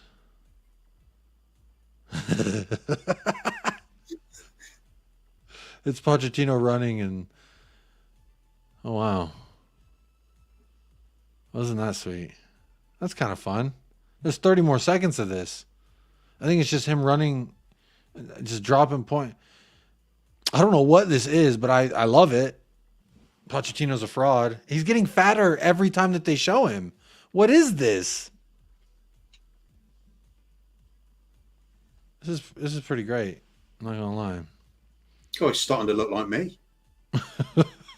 No, not you, Kuva. You don't look like that. That is, oh my goodness. Yo, what is this? I don't know. I just found it on Twitter and I'm like, what the hell is this? Yeah, so Spurs King is like Ayo or pause if it's like slightly suspect, I think is what it is. Look at that. What is this? This is so silly. Oh my goodness. Hang on, let me, before I was trying to pull something up and I saw that. I was like, what the hell is this? Let me show you what that is. So, damn it, it's so strange though at Chelsea. I think if they gave him time, he would pull that team around. But they're in a real mess. They've got too much inexperience in a lot of players. They need to, they need firing. And they've still got that problem with the striker at the moment, haven't they? It's with the main man Nkunku out. It's going to make a big difference when he comes back. But I don't really see what else they can do other than stick with a manager, because it's a team that needs to find its own sense of identity at the moment. They're doing a little bit of some things, a little bit of others, and putting it all together. I don't think it's this easy job that somebody's going to, put together overnight. I think anybody's going to struggle at the current circumstances at that club. But then again, it's their problem, so who cares? Yeah, fuck them. Not my problem. Wait, hang on. Look, I saw this as well. I want to make sure I give plaudits to my man Heung-min Son. He is now officially in the Premier League era Tottenham Hotspur's #1 assist maker, by the way. He passed Christian Eriksen officially, now has 83 assists. He has over 100 goals. And if he somehow in this year, next year, can get, 17 more assists, if he could just get 1 assist the rest of the year, and maybe on one of those get 2, 100 assists, 100 goals. When are we going to start having this fucking talk that, hey, Heung-min Son deserves to be put up on the list as far as club legends go? How many people score 100 and assist 100? I don't know. I don't know many. Yeah, I remember quite often one of the conversations we'd like to have with Sava was what's a world-class player? And it depends on your own definition, doesn't it? So I think this is one of the ones where Sonny's either easily in somebody's idea of world-class, but for other people, he doesn't quite make the grade. And it depends how you want to define things. So for me, all we've got to just acknowledge is definitely he has been great for us. Absolutely great for us. Love him a bits as well. Is there anything better at this club than when Sonny scores a goal, it's a winner or something, you just see the beaming smile on his face? It just makes you feel really warm inside. It's like he puts that, it's like the spirit of the club when things are going right, Sonny's smiling, this club's rocking. Always has been. Yeah, long may it last. Long may it last. He's starting to age a bit now, but that's a worry. He won't be around forever. Let's enjoy him while he is here, though.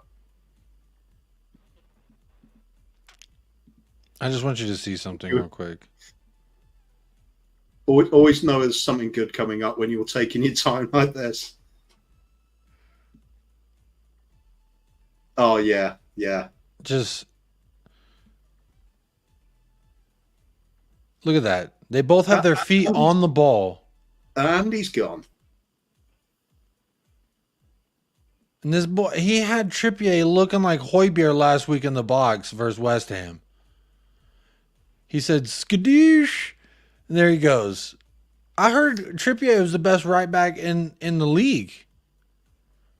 But this is how he getting done. Oh. Bro's just kicking. And also, Sonny generally throughout the game, all this pace that he's lost apparently looked pretty damn fast to me today. When he was picking the ball up on the halfway line and he got his motor going, he was going forward at a rate of knots. I think all-round great performance. You know what? I'm going to change my mind. I said I'd probably with this conversation later, wasn't it? Who was the man of the matches? We will be getting that in just a second. So y'all in the chat, I will be looking out for it. Tell me who gets, for Tottenham Hotspur's match versus Newcastle, who gets man of the match and BDE award of the match. Those are the 2 awards that we hand out here on United Spurs of America. If you are new, those are 2 awards. Obviously, man of the match speaks for itself. You're allowed to give runner-ups, honorable mentions. But at the end of the day, I want to know who is the MOTM and the BDE of the match. And Min Chi, we've officially changed his name. It's not Kieran Trippier anymore. It's Kieran trips over him damn self now. So shout out Kieran trips over him damn self. I heard he was the best right back in the league. I would say Emerson Royale doesn't even get put in moves like this. When has Emerson Royale stumbled over his own feet? I could probably pull up a few instances of it. It's better when you don't do that, Kuva. When you just don't speak the We'll truth ignore right that now. bit, yeah. Don't speak the truth, I've damn it. still got a lot of time for Trippier. He was great for us. He's just a quality footballer. I like his attacking instinct, but it's also funny to see when he's on the opposition that he gets skinned. It's great to see. Hey, he's their captain. He's their vice captain. So hold that, Kieran, is what I would say as well. Ellie, just for you, this is the mood tonight. Oh, yeah. Love that photo. Big up, Ellie, for that. I see y'all getting in your man of the matches and your BDEs. Let's run through some of them. But Kuva, as is customary, while you tell yours, chat, this is your chance to get yours on the screen. I'll read it out. We'll talk about it. And then we'll see who just got the most votes. Speaking of votes, let me check in on the poll. We are on an hour and a half officially. Well, in about 90 seconds, we will be on an hour and a half. 163 votes, 159 likes. That is only 4 people that voted and did not hit a like. So that's actually a very great ratio. We're moving like Richarlison's ratio today for shots and goals, baby. But also 46% says I love them all so much, and 30% says Ainge is the father of you all. 6% says I hate Spurs. Oh, they're so jammy and they're so lucky. And 18% says we have turned it around at last. So Kuva, this is the one of my favorite times of the show. I get to hear why and who is your man of the match and your BDE of the match and why. Right, start off with BDE of the match. I'm going to go for Richarlison because he has taken all that stick, all that he's had, all that bad form, bad publicity. People, even I'd given up on him, and I've been trying to, make a case for him in some form or another for the last, season and a half. But I really did think he was done at the club. But he came back today, looked like a traditional old school type striker, put himself about, bit of physicals about him, chased the ball down, exceptional at pressing the opposition. And at the end of the day, he did get in the box where it counted and got on the end of those. The goals were put on the plate for him, but he still was there to gobble them up. And I think under the circumstances... Hey, goals, real quick, I just want to pause you there, and I want to hear you finish. But you said the goals were put on a plate. That doesn't mean the Golden Boot winner of last year is going to score, even though he's got a goal on a plate. What did he do? Not what Richarlison did. Richarlison took those opportunities and got goals. Erling Haaland took his opportunities and gave souvenirs to the crowd. So just wanted to caveat that in regards, Kuva, to Richarlison, because yes, you can put it on a plate, but you still have to finish it, right? You still have to put that ball in the back of the net. Erling Haaland was unable to do it when he was served with a dinner plate, but guess who did today? Richarlison. But go ahead. So for me, Richarlison, BDE, just for sheer character, sheer guts, determination, and coming up with some goods when he's been written off by so many people. I still don't think he's the greatest footballer on earth. He's not performed put too well for us over the course of time, but got to say today, kudos to him. He turned up. We needed him to score some goals. He did. Can't ask for more than that for a forward.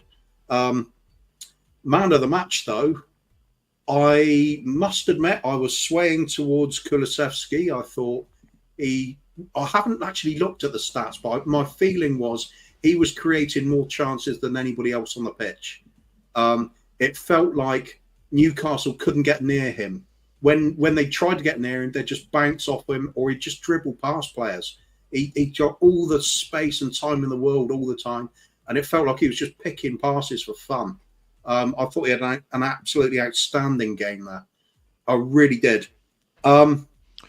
Real quick, I'm going to pause you for a second, casually, before you hit us with the butt, because I know the butt's going to be too much truth. That I'm going to pause you for a second. Let's stop the truth for 1 second. Say big up to Casually FC.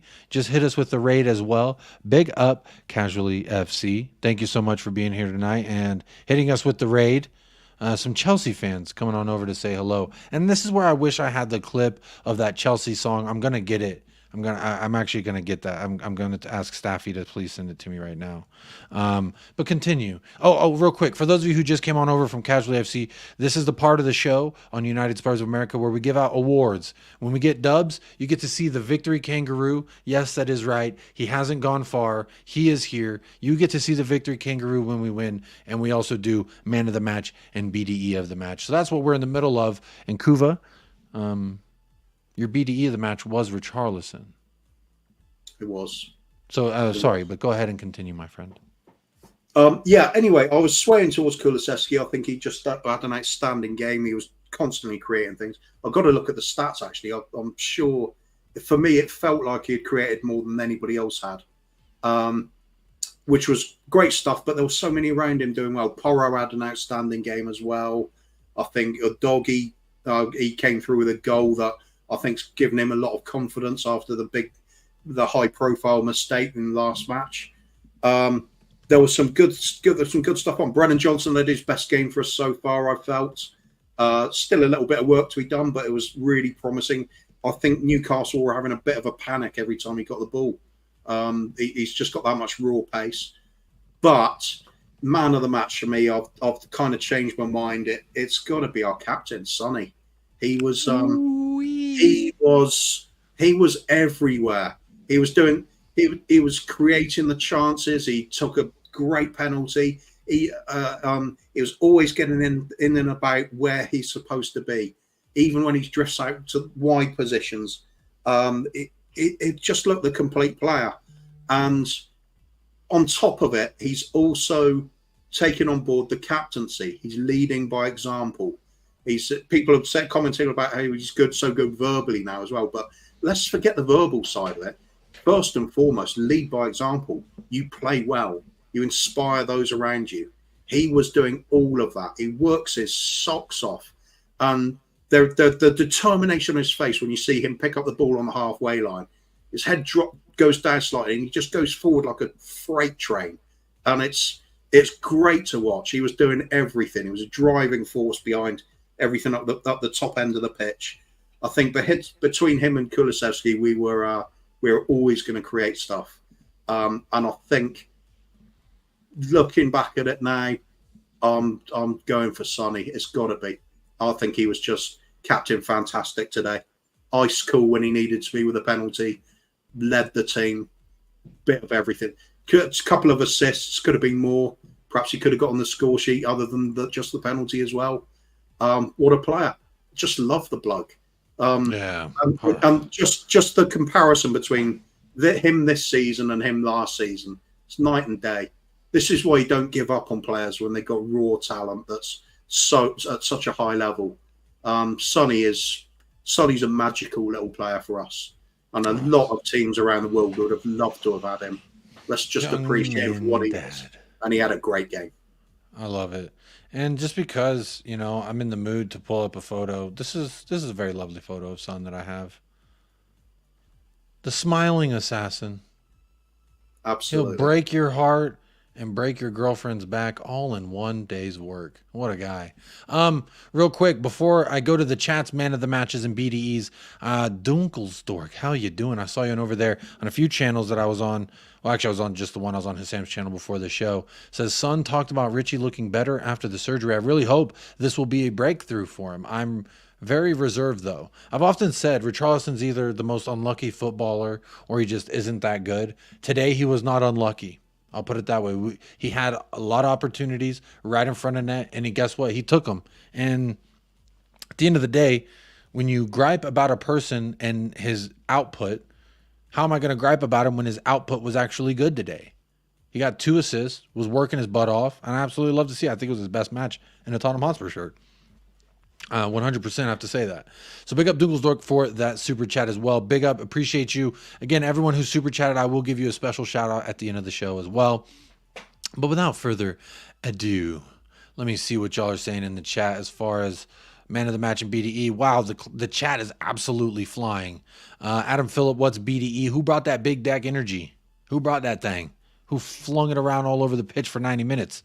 Sometimes it's Ainge. Sometimes, typically, this was also, we're going to rename it on the show, Michael and I, we were going to rename it to the Christian Romero Award, because in Christian Romero's first season, it was like every match we were just giving it to Kuti over and over and over. But hey, that is what it is. That's another one. Could have been a contender for BDE as well, I think. Sarr. I thought he had an outstanding game. He was everything that we were lacking from Lo Celso in the last game. Lo Celso's a quality player. He's got definite skills, but Sarr has this unbelievable athleticism and engine. He's box to box all game long, the first minutes of the last, and he's always there. Even if he's not directly involved in something, he's very much a part of the attacking threat. He's very much a part of the defensive containment. He's just everywhere. I think he's one of our more important players, and he's one of our most underrated. I think when we get the likes of Bentancur and Maddison back, we've got a pretty strong-looking midfield there. Sarr's very much a part of it. He's worth his place. There we go. That's another alternative for BDE. But I'm sticking with Richarlison. He needs it. Bit of love for Richarlison. Give some love to Richie. Big up Drula says Pedro Porro, man of the match. All right, like that one. He was very outstanding. I mean, I think on SofaScore he was not the highest rated player, but for not having did he have an assist? Okay, he did have one assist. I was like, did he have one or two assists? Because he's rated an 8.5 on SofaScore, which is very, very high. So very good shout here, Drula, for Pedro Porro. Spurs got Pedro Porro as man of the match. BDE Udogi, a big shout out to Udogi for that first goal. Jason Bell's got man of the match and BDE for Pedro Porro. Absolutely outstanding fashion. He was winning ball back in the middle of the park, and I was like, wait, who was that? Oh shit, that was Pedro Porro. So very good to see. Scott M says man of the match. Son, only one option. Nobody did anything. For BDE, I will give it to Newcastle's schedule. Big up Scott M giving the award to for Scott. That's a glowing match report. I'll take it. Hey, we got the dub. Scott M, even as a Spurs fan, you have to hold them 3 points, my friend, because there ain't no getting rid of them because we got them now. Ash says, man of the match, Sonny, BDE, Pedro Porro for that nutmeg. He had two nutmegs on the day. Yeah. I think even Richarlison had a nutmeg on the day. Oh, and who was it with the brilliant bit of skill under pressure in the right wing back slot? I think it might have been Sarr. It basically been passed back to him, and he was under pressure from a player, and it just dribbled past them. It was like they weren't there. It was really easy, and I think that's I keep wanting to pick up Sarr because for such a young player, he's so calm and controlled on the ball. And you see players like Basuma sometimes losing their heads, even Romero at times losing a bit of composure. Sarr does not lose that composure, and I think that rubs off on other players. He's very, very reliable, works his socks off for the team, and I think a lot of the players and the manager really see the worth in him. I don't think the fans are really going to get a sense of what's happened, how good he's being, until he starts maybe banging a few goals in to add to it all, and then get himself those sort of highlight reels, the Hollywood shots. I think he's a really important player for the team now. Yeah, I agree with you 100%. John Fitzpatrick, big up John, says man of the match. Sonny, love to see that. James got Captain Son Heung-min as the man of the match. Papa Matisar for the BDE, very good shout there as well. Bob Down Under. That's not a man of the match. Rich, big up Rich. Good to see you in the house. This is man of the match. Poro, BDE, Kulisevsky, honorable mention. Newcastle not turning up. Love that. And big up Indian Gooner, my 100th subscriber here on the channel. Thank you so much. Big up. You're still here for all these subs, and you're still here. Love to see that. What is this? Hey, enough of the Højbjerg dissing young Jacob. Pierre was only mimicking his whole team. I didn't bash him too much. I just said he did have that one mistake. Y'all got some more? I've seen him. BDE Sarsar Toure for the back heel transition. That was a very cheeky pass. Some of these passes he's making, quite confident, acting quite confident. Skullx has Son and Richarlison getting the awards. Step over knocks him off balance. Some Mbappe skills. That's not man of the match. Let me get to those.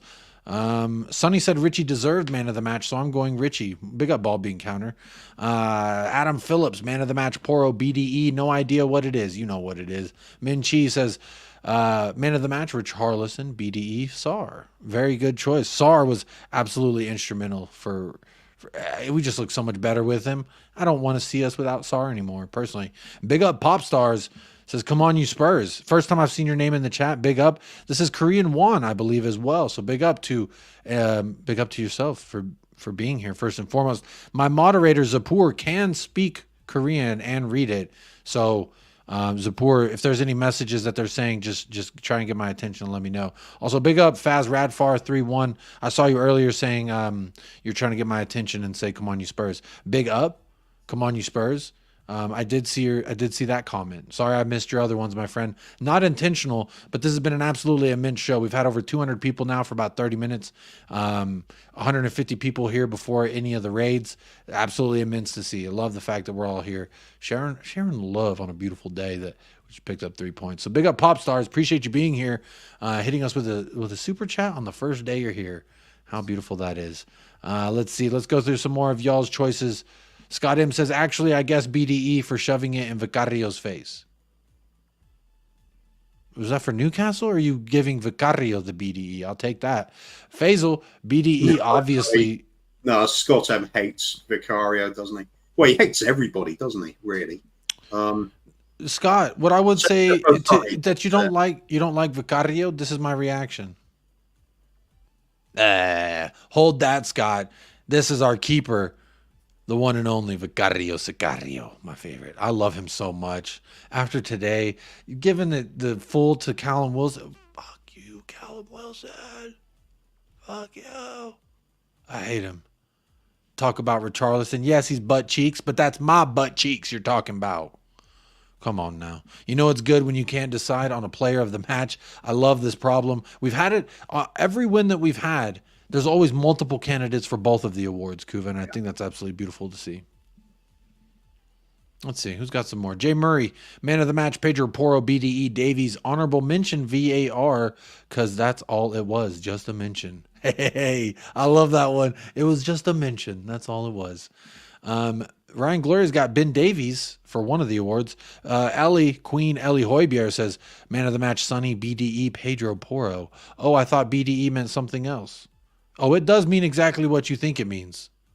It does, Minchie. Don't you worry. Again, honorable mention Davies. Great shout there. Yeah, again, thank you, Casually FC, for the raid. Great to share the screen with you the other day over on Sarcasm City TV. I will be redirecting this show to Sarcasm City TV with the great Flawless. I will be, if my wife allows me, I will be calling in to that show as well. Got to bang my chest. Look, it's Tottenham Hotspur every single time. So big up. Thank you everyone who came on over from that raid. Make sure you are hitting like and subscribe if you want to. I always say it's optional. Nothing is obligatory except for the immaculate vibes. And oh baby, tonight's been full of immaculate vibes. Big up Darren Wimbledon's got Richie and Kuti as their picks for man of the match in BDE. Big up. Big up Ren, says Jacob and Kuva, happy days. Ren, good morning. Beautiful, beautiful happy days. Big up Faz, Radfar, 3-1 Spurs. Big up Jacob and Kuva. The future is great with Ainge. Big up Faz. I did see your chat before this, but thank you so much for the donation to the channel. And big up yourself. Maybe this week you should change your name to Faz Radfar 4-1 Spurs. Because we did just win 4-1. I like that. Maybe we go with the 4-1 Faz. But big up, always good to see you here in the chat. What's this? Big up. Spursy, Mikar, Ateta. Jacob out, you fraud. Hey, appreciate the love, my friend. Good to see you here. He's always loving on me everywhere I go. Big up. Bob Down Under says, man of the match, son, BDE, Pedro Porro. And big up to Casually. Make sure you go subscribe to Casually. All these content creators, don't matter who club they support, they're good people. So if they're rating me, they must be good people. Yeah, big up Linter Lurfer, aka Mikhailo Surfer, aka Winter Mudrik. Hope you're doing well. Let's see who's got some more of that. Yes, it is exactly that. Big up Casually FC. Hey, who's got that BD energy? Who's getting the award? Come on now. Kulu was nowhere near man of the match, says Jay Murray. Okay, fair enough. That's your opinion. Richie Defo had the BDE. Now that his pubic region is sorted, isn't that very sweet? Again, thank you so much for the super chat. Ellie says Sonny man of the match because he played brilliant, was a thorn and trip over your damn self side, and pressed so well he ran his socks off for the team. Pedro Porro BDE was powerful in everything that he did. Big up Ellie every single time. Where's the breakup robe? It's going in the washer, my friend. Because we got the dub. My family will be able to rejoice because I can watch that finally. Big up Janice, man of the match, son, BDE, Pedro Porro. Big up Luca, how you doing? John's got Udogi as the man of the match. Do love to see that. Jacob, a lot more Arsenal fans here than Chelsea fans, though. What I would say to the Chelsea fans, I'm just going to play a couple seconds of this song because you already know what the song is. Oh, Jesse, what's the win? In blue we stand, united we rise. The bantas they throw, we are rising again. No matter the cost, give us a win, give us a win. In blue we stand. I love that. He says, in blue we stand, no more defeats. But they did. They're going to have to hold that as well. Big up Harry. Says, what a result today. Good to see you here. Ainge said Son set the tone for the match. He absolutely set the tone in all facets. Love to see that.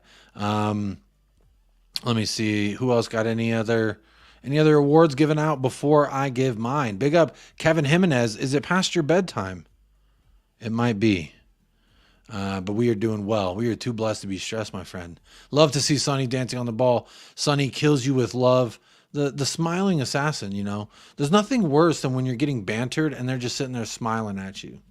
And yes, pop stars, he can.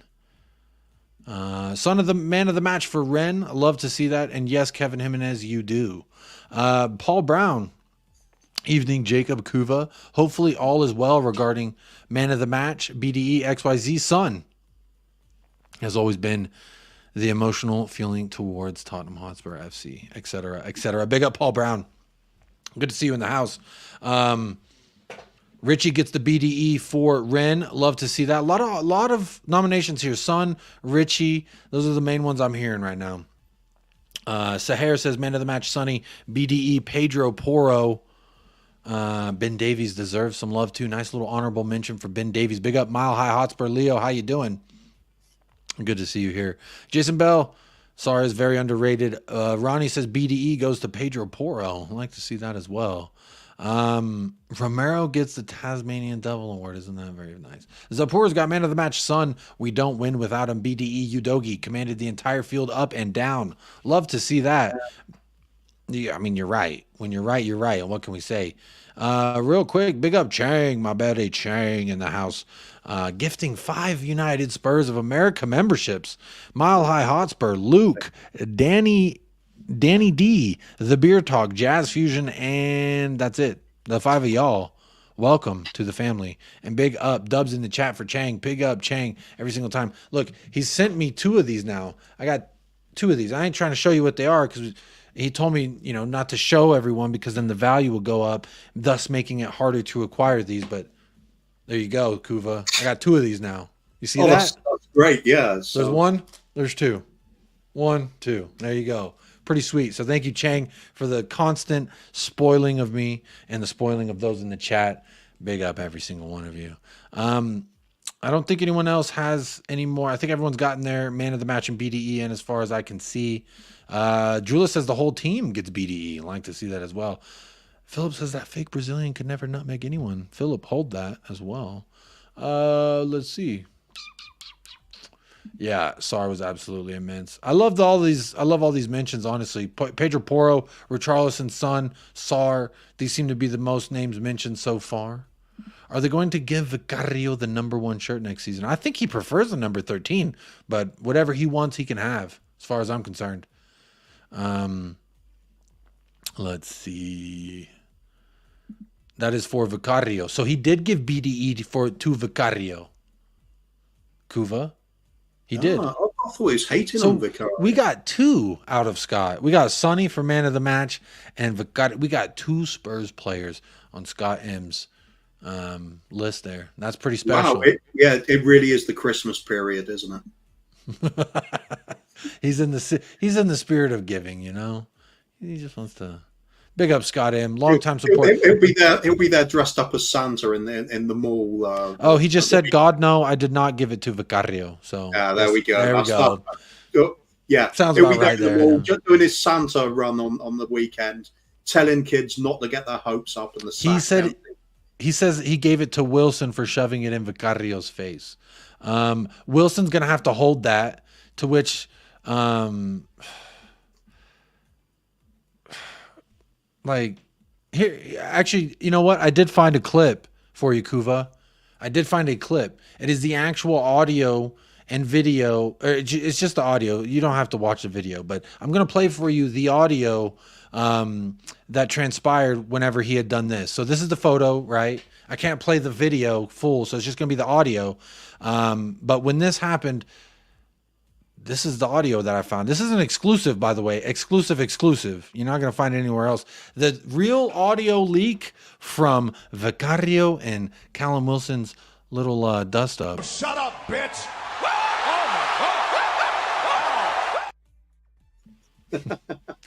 Hold that, Callum Wilson. Yeah, I'd see it. Gotta give the BDE to someone not even on our team.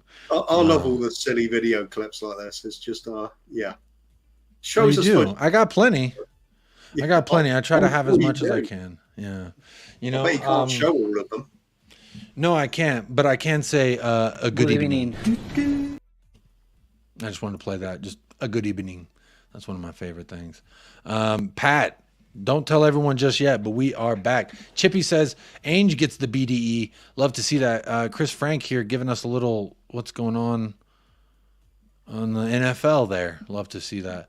Sorry to the headphones users. Apologies about that, but apologies. I had no control over how loud that was going to be. But I just love the song because it's so catchy, and it's about, you know, Chelsea we rise, together we stand. You know, we ride in blue, blah, blah, blah. And my favorite line is it keeps saying, no more defeats. And that's my favorite line because really, just since that song came out, it's been nothing but defeats. So love to see that. Pat says, man of the match is Richie for me. Finally scored with his foot. Did it twice for us. Was a hound on defense. I was disappointed when we took him off as he was still giving it his all. Yeah. But, you know, we do play on Friday, so let's just let everyone, you know, it's his first start back from his pubis surgery, so. Did anybody else think what I was thinking? I'm sure they must have. Keep him on to see if you can get a hat trick. A lot of people were saying that, and there was a question that I saw very early on in the stream. Shout out at whoever the fuck asked it. I don't remember. They said, damn, I just lost my train of thought. What were we talking about there, Kuva? Richarlison to get the hat trick. Right. That if he was still on the pitch and we got awarded that penalty, do you think Son would have let Richarlison take it? Or since it's our first penalty without Harry Kane, it was just more of Son has to take it. What do you think? I think he would have let Richarlison take it because we were 3-0 up at the time. The game was in the bag. I think he would have wanted him just to have that moment. Or then again, he might have just snatched it off him because he wants his goal. Yeah. he's the daddy. Big up Drula says it's 1:05 a.m. here and you've got me whinging my waist. That means laughing, right? That means we're being pretty funny here. Is that what that means? Yeah. I don't know. Big up Chang every single time. Yeah, we got to enjoy Chelsea suffering a little bit, right? If we can't enjoy that, then what are we going to do? Big up Chang says, come on, you Spurs, everyone. Enjoy your memberships and immaculate vibes from our first win of December. I'm hoping first of many, to be honest, but this is the part of the show. We're almost on 2 hours here. I'm going to give you my man of the match and my BDE. This is going to be pretty straightforward. Wait, I think it's actually, Kuva, your choices, they made me want to change mine because there's some people that need to get recognition here. But I honestly, rolling through the chat, seeing what y'all suggested, Pedro Porro, that's another one. He's honorable mention. Christian Romero's an honorable mention for BDE because sometimes you just got to put that thing out there and rough them up a little bit. I know some people don't like it. Mile High Hotspur's got BDE Chang for the memberships. Love to see that as well. 2 good evenings this week. Yes. Big up Donna Colin. Chippy here. Son, BDE. Poro, Udogi, man of the match. I did want to pull up Udogi because I thought after making a mistake, in that West Ham game, what's the best way to rectify that mistake? Go ahead and get yourself a goal, young man. So I'm going to go ahead and give, just in the effort to change things, Kuva. Obviously, I think my man of the match is Heung-min Son. 2 assists, a goal. Absolutely tremendous in all facets, dribbling with the ball at his feet in transition when we were making those transition runs. Like there's one moment where the only mistake Son made, I think, was he didn't play it to Udogi soon enough and he got fouled. And that's the worst thing I have to say about Son. So he's my shoe-in for man of the match. But in an effort to differentiate, I'm going to go ahead and give my man of the match to Destiny Udogi as well, because he got his first goal in the campaign. I thought it was a long time coming. I'm also going to give him the man of the match because, damn it, I predicted it. I said this morning on We Are Tottenham TV, the pre-match build-up, I said, Destiny Udogi's going to open his campaign. I can feel it. Son with a beautiful... We both agreed on it the other night, didn't we? Yeah. Soon as the name came up, yeah, that's the one. Sounds about right, yeah. It feel Porro might have chipped in with one as well today, but that didn't quite happen. But it's good. I think our wing back situation's looking pretty good at the moment. I'm definitely enjoying. We do need a backup left back, however. We do need one of those. And right back. Yeah. But the first choice 2 are looking pretty good for us. Yeah. So my BDE of the match, I'm going to give it to Richarlison. 2 goals. Played meaty the whole time. Look, they said he don't score with his feet for Tottenham, but he did. He did twice. This is a guy that I've said, I think I'm done. I think I'm closing that door. Now, I don't think that... my wife just texted me. She got to start dinner. I don't think that this is means that he's all of a sudden a great player. But if this is something he can build upon, and we can actually get a tune out of him, rotating him around, letting him just do his thing, and let him track back, let him do the defensive work. Richarlison needs to get some props today. A lot of Spurs fans, rival fans, everybody,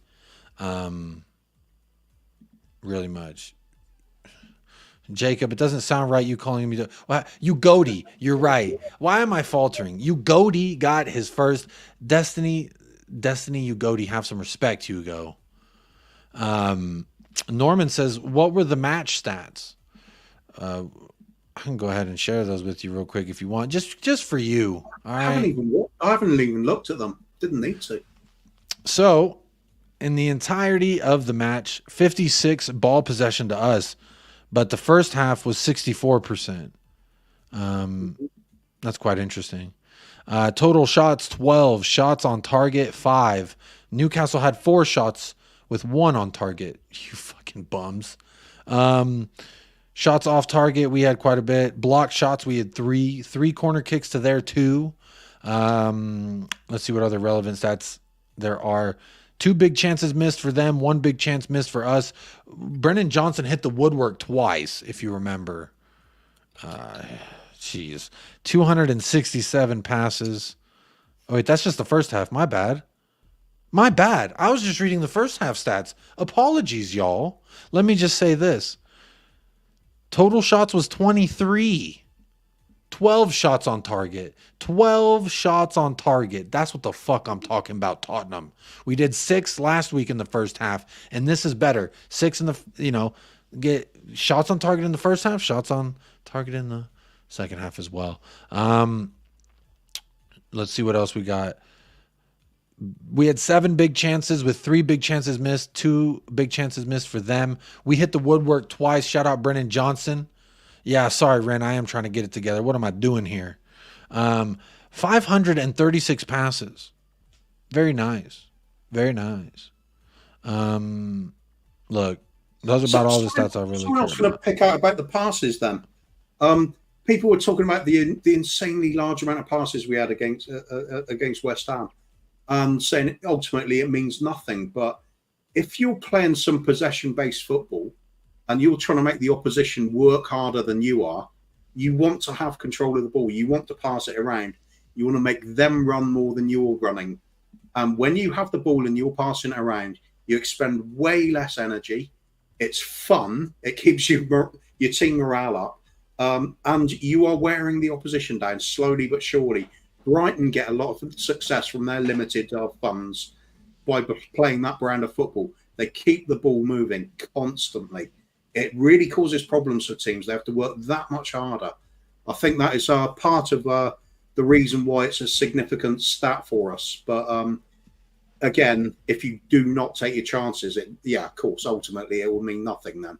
But in terms of conserving energy, move the ball around, pass it, make the opposition run.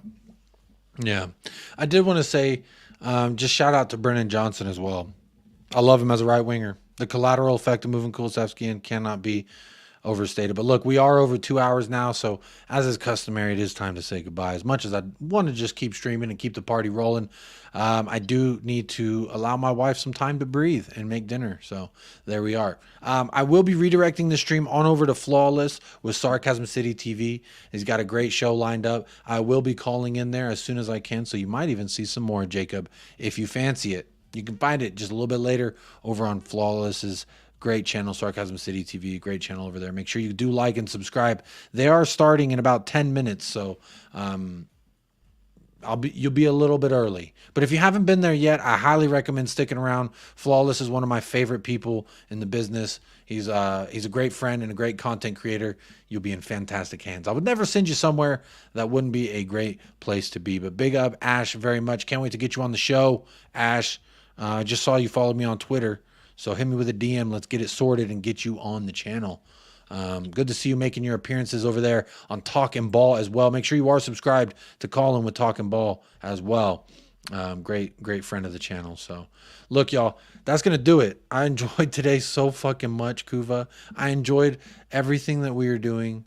Look, this is a process. We never said it was going to be the most beautiful. We just said it was going to be some damn fun. And if you didn't have fun today, go on and go on a merry-go-round or something, because I don't know how else to help you. If you didn't have fun, even as a neutral watching Tottenham today, I don't know what to tell you. What I do know how to tell you is please do hit that like. We are 12 likes away from 200 on the show, during the show. Nice. So again, big shout out to Staffy for the raid, for getting us over 200 live viewers, because we had 150 Staffy rated, then we had over 200 casually rated, then we had a little over 200. And that, hey, appreciate everyone who did stop by. Hit that like, hit that subscribe. Cost absolutely nothing. But who would I be if I didn't say major thank you to every single person who did a financial donation to the channel tonight, starting off with a user, kicking us off with the super chats. And then we got Jerome. He hit us with the 3-piece. And I ain't talking about chicken wings. I'm talking about super chats. Hit us with the green. Hit us with the blue. Hit us with the orange. What a lad. Thank you so much, Jerome. I appreciate you being here. Honestly, it makes me feel honored that he's here, because he's always there. Terry knows him. He's always there on the football terrace, getting his voices heard as well. So big up, Jerome. Appreciate you supporting the channel. Chris Frank hitting us with a beautiful yellow super chat as well. Big up, Chris Frank, every single time. Dunkelstork as well. A hard name to say, but a great person for sending a super chat as well. And then Popstars, first time here, hitting us with a super chat. Faz Radfar as well. Not his first time here, but I think the first super chat I've ever gotten from Faz. Big up Faz Radfar every time. But again, we're Faz Radfar 4-1 Spurs now. So here we go. And then Chang with the final financial donation to the channel, gifting 5 memberships. Big up. It's absolutely immense. Chang is keeping our membership numbers up, and you're keeping the channel up. So I appreciate every single one of you who help keep this thing thriving and jiving and doing our thing over here. So really, I can't thank y'all enough. Whether you donate money or you just donate your time, your thoughts, and your comments, both of those things mean so fucking much to me, just as much as Tottenham Hotspur getting 3 points. So very much very much glad to be back into the win column, Kuva. Do you have any final thoughts for me, my friend? Enjoy it. That's what it's supposed to be all about. Newcastle clearly were not at their best. They are struggling with what we used to struggle with those midweek European games.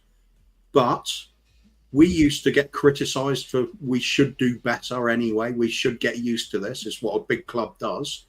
So you can apply that same logic to them as well. And you can only beat what's in front of you. We beat them quite comfortably. Played some really nice football while doing it. Could have scored more goals. Captain had a captain's man of the match performance, a goal to cap it off, a couple of assists. Lots of players putting in great shifts. Nobody had a bad game. VAR didn't really ruin the game like it usually tends to and slow it down. Everything went well. Happy days all round. How can you not enjoy that? Unless you're a certain Canadian. Name Scott M. Big up, Scott M. Yeah, big up. Big up. One thing, I'll stick up for Scott M on one thing. He's harsh, but he is at least very consistent with it. So perhaps, as Sam says, sometimes the club has to live up to the expectations of the fans. Let's live up to what Scott M's expectations are. Then we'd really have something, wouldn't we? Yeah. Can't wait for that, Kuva. Big up, Kuva. Honestly, always such a pleasure to share the screen with you. Win, lose, or draw, you and I have a good time. So I appreciate you for being a good friend of the channel here. And I appreciate everyone who is tapped into the house. I am going to make the sign-off just a little bit different tonight, so stick around. And big up Magnus King in the house, a Sala top 1. You know what he hasn't done? Scored 10-plus goals in 8 consecutive Premier League seasons. Not yet, anyway. We'll see. Wagwan P as well. Big up, Wagwan. Look, my final thought here, ladies and gentlemen. Hold that. I know you don't want to see me on top, baby, but guess what? You got to hold that. You got to hold that. No matter how mad it may make you, no matter how sad it may make you, Tottenham are back. And guess who we got? Postecoglou. Postecoglou. That's how I feel. That's my final thought for today of the lads. Oh, hang on. We got a super chat before I leave. P, big up P. Jacob, you have a voice of a jazz radio DJ. Nice. Yes, that's it. That is it. Immaculate vibes. It is chill time. Yeah. See you through to the early hours of the morning with Jacob. Yeah. Talking about Bentancur. About Mr. Rodrigo Bentancur. Vicario, Sicario, and Net. What a dynamic duo the two are. P, thank you so much. First time here, and you've already super chatted. Thank you so much for being here first and foremost. Oh my God, what a comment by Spooby. I totally agree with this. Just come in.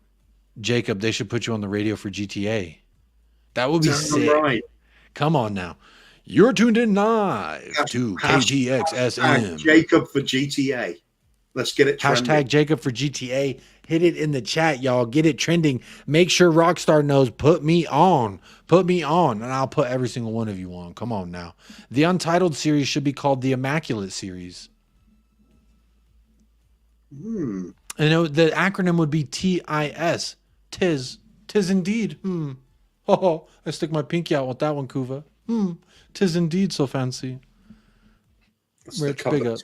Cup of tea, pinky. Big up, Rich. I might have to do that. I might have to make these the Immaculate series. That's absolutely beautiful. Look, big up, y'all paying me with a lot of compliments. I do appreciate you very much. So I'm going to pay you back with a compliment, you sexy motherfuckers. I love every single one of you that tapped in tonight, whether you're live or on playback. We're 9 likes away from 200 at this juncture. So if you are on playback, thank you for helping us hopefully reach that. But if not, we'll see you next time.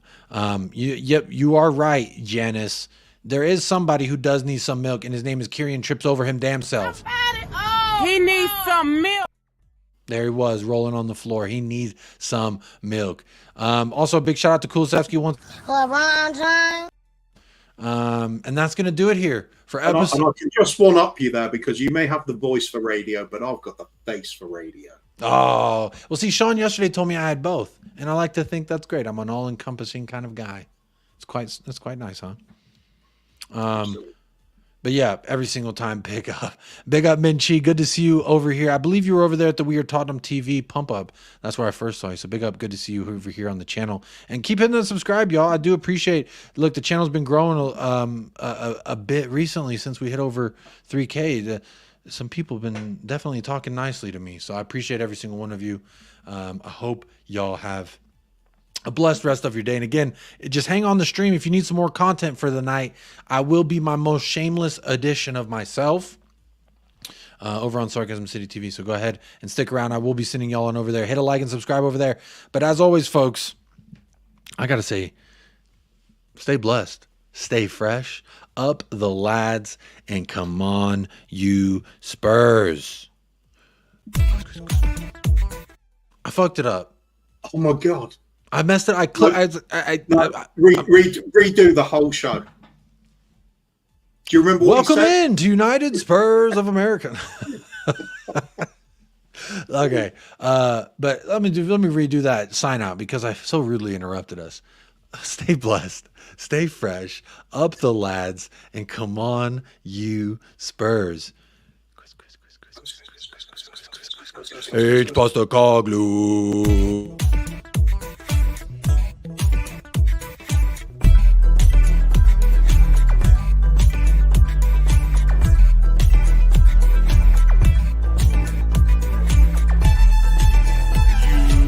United Spurs of America with your hosts, Michael and Jacob.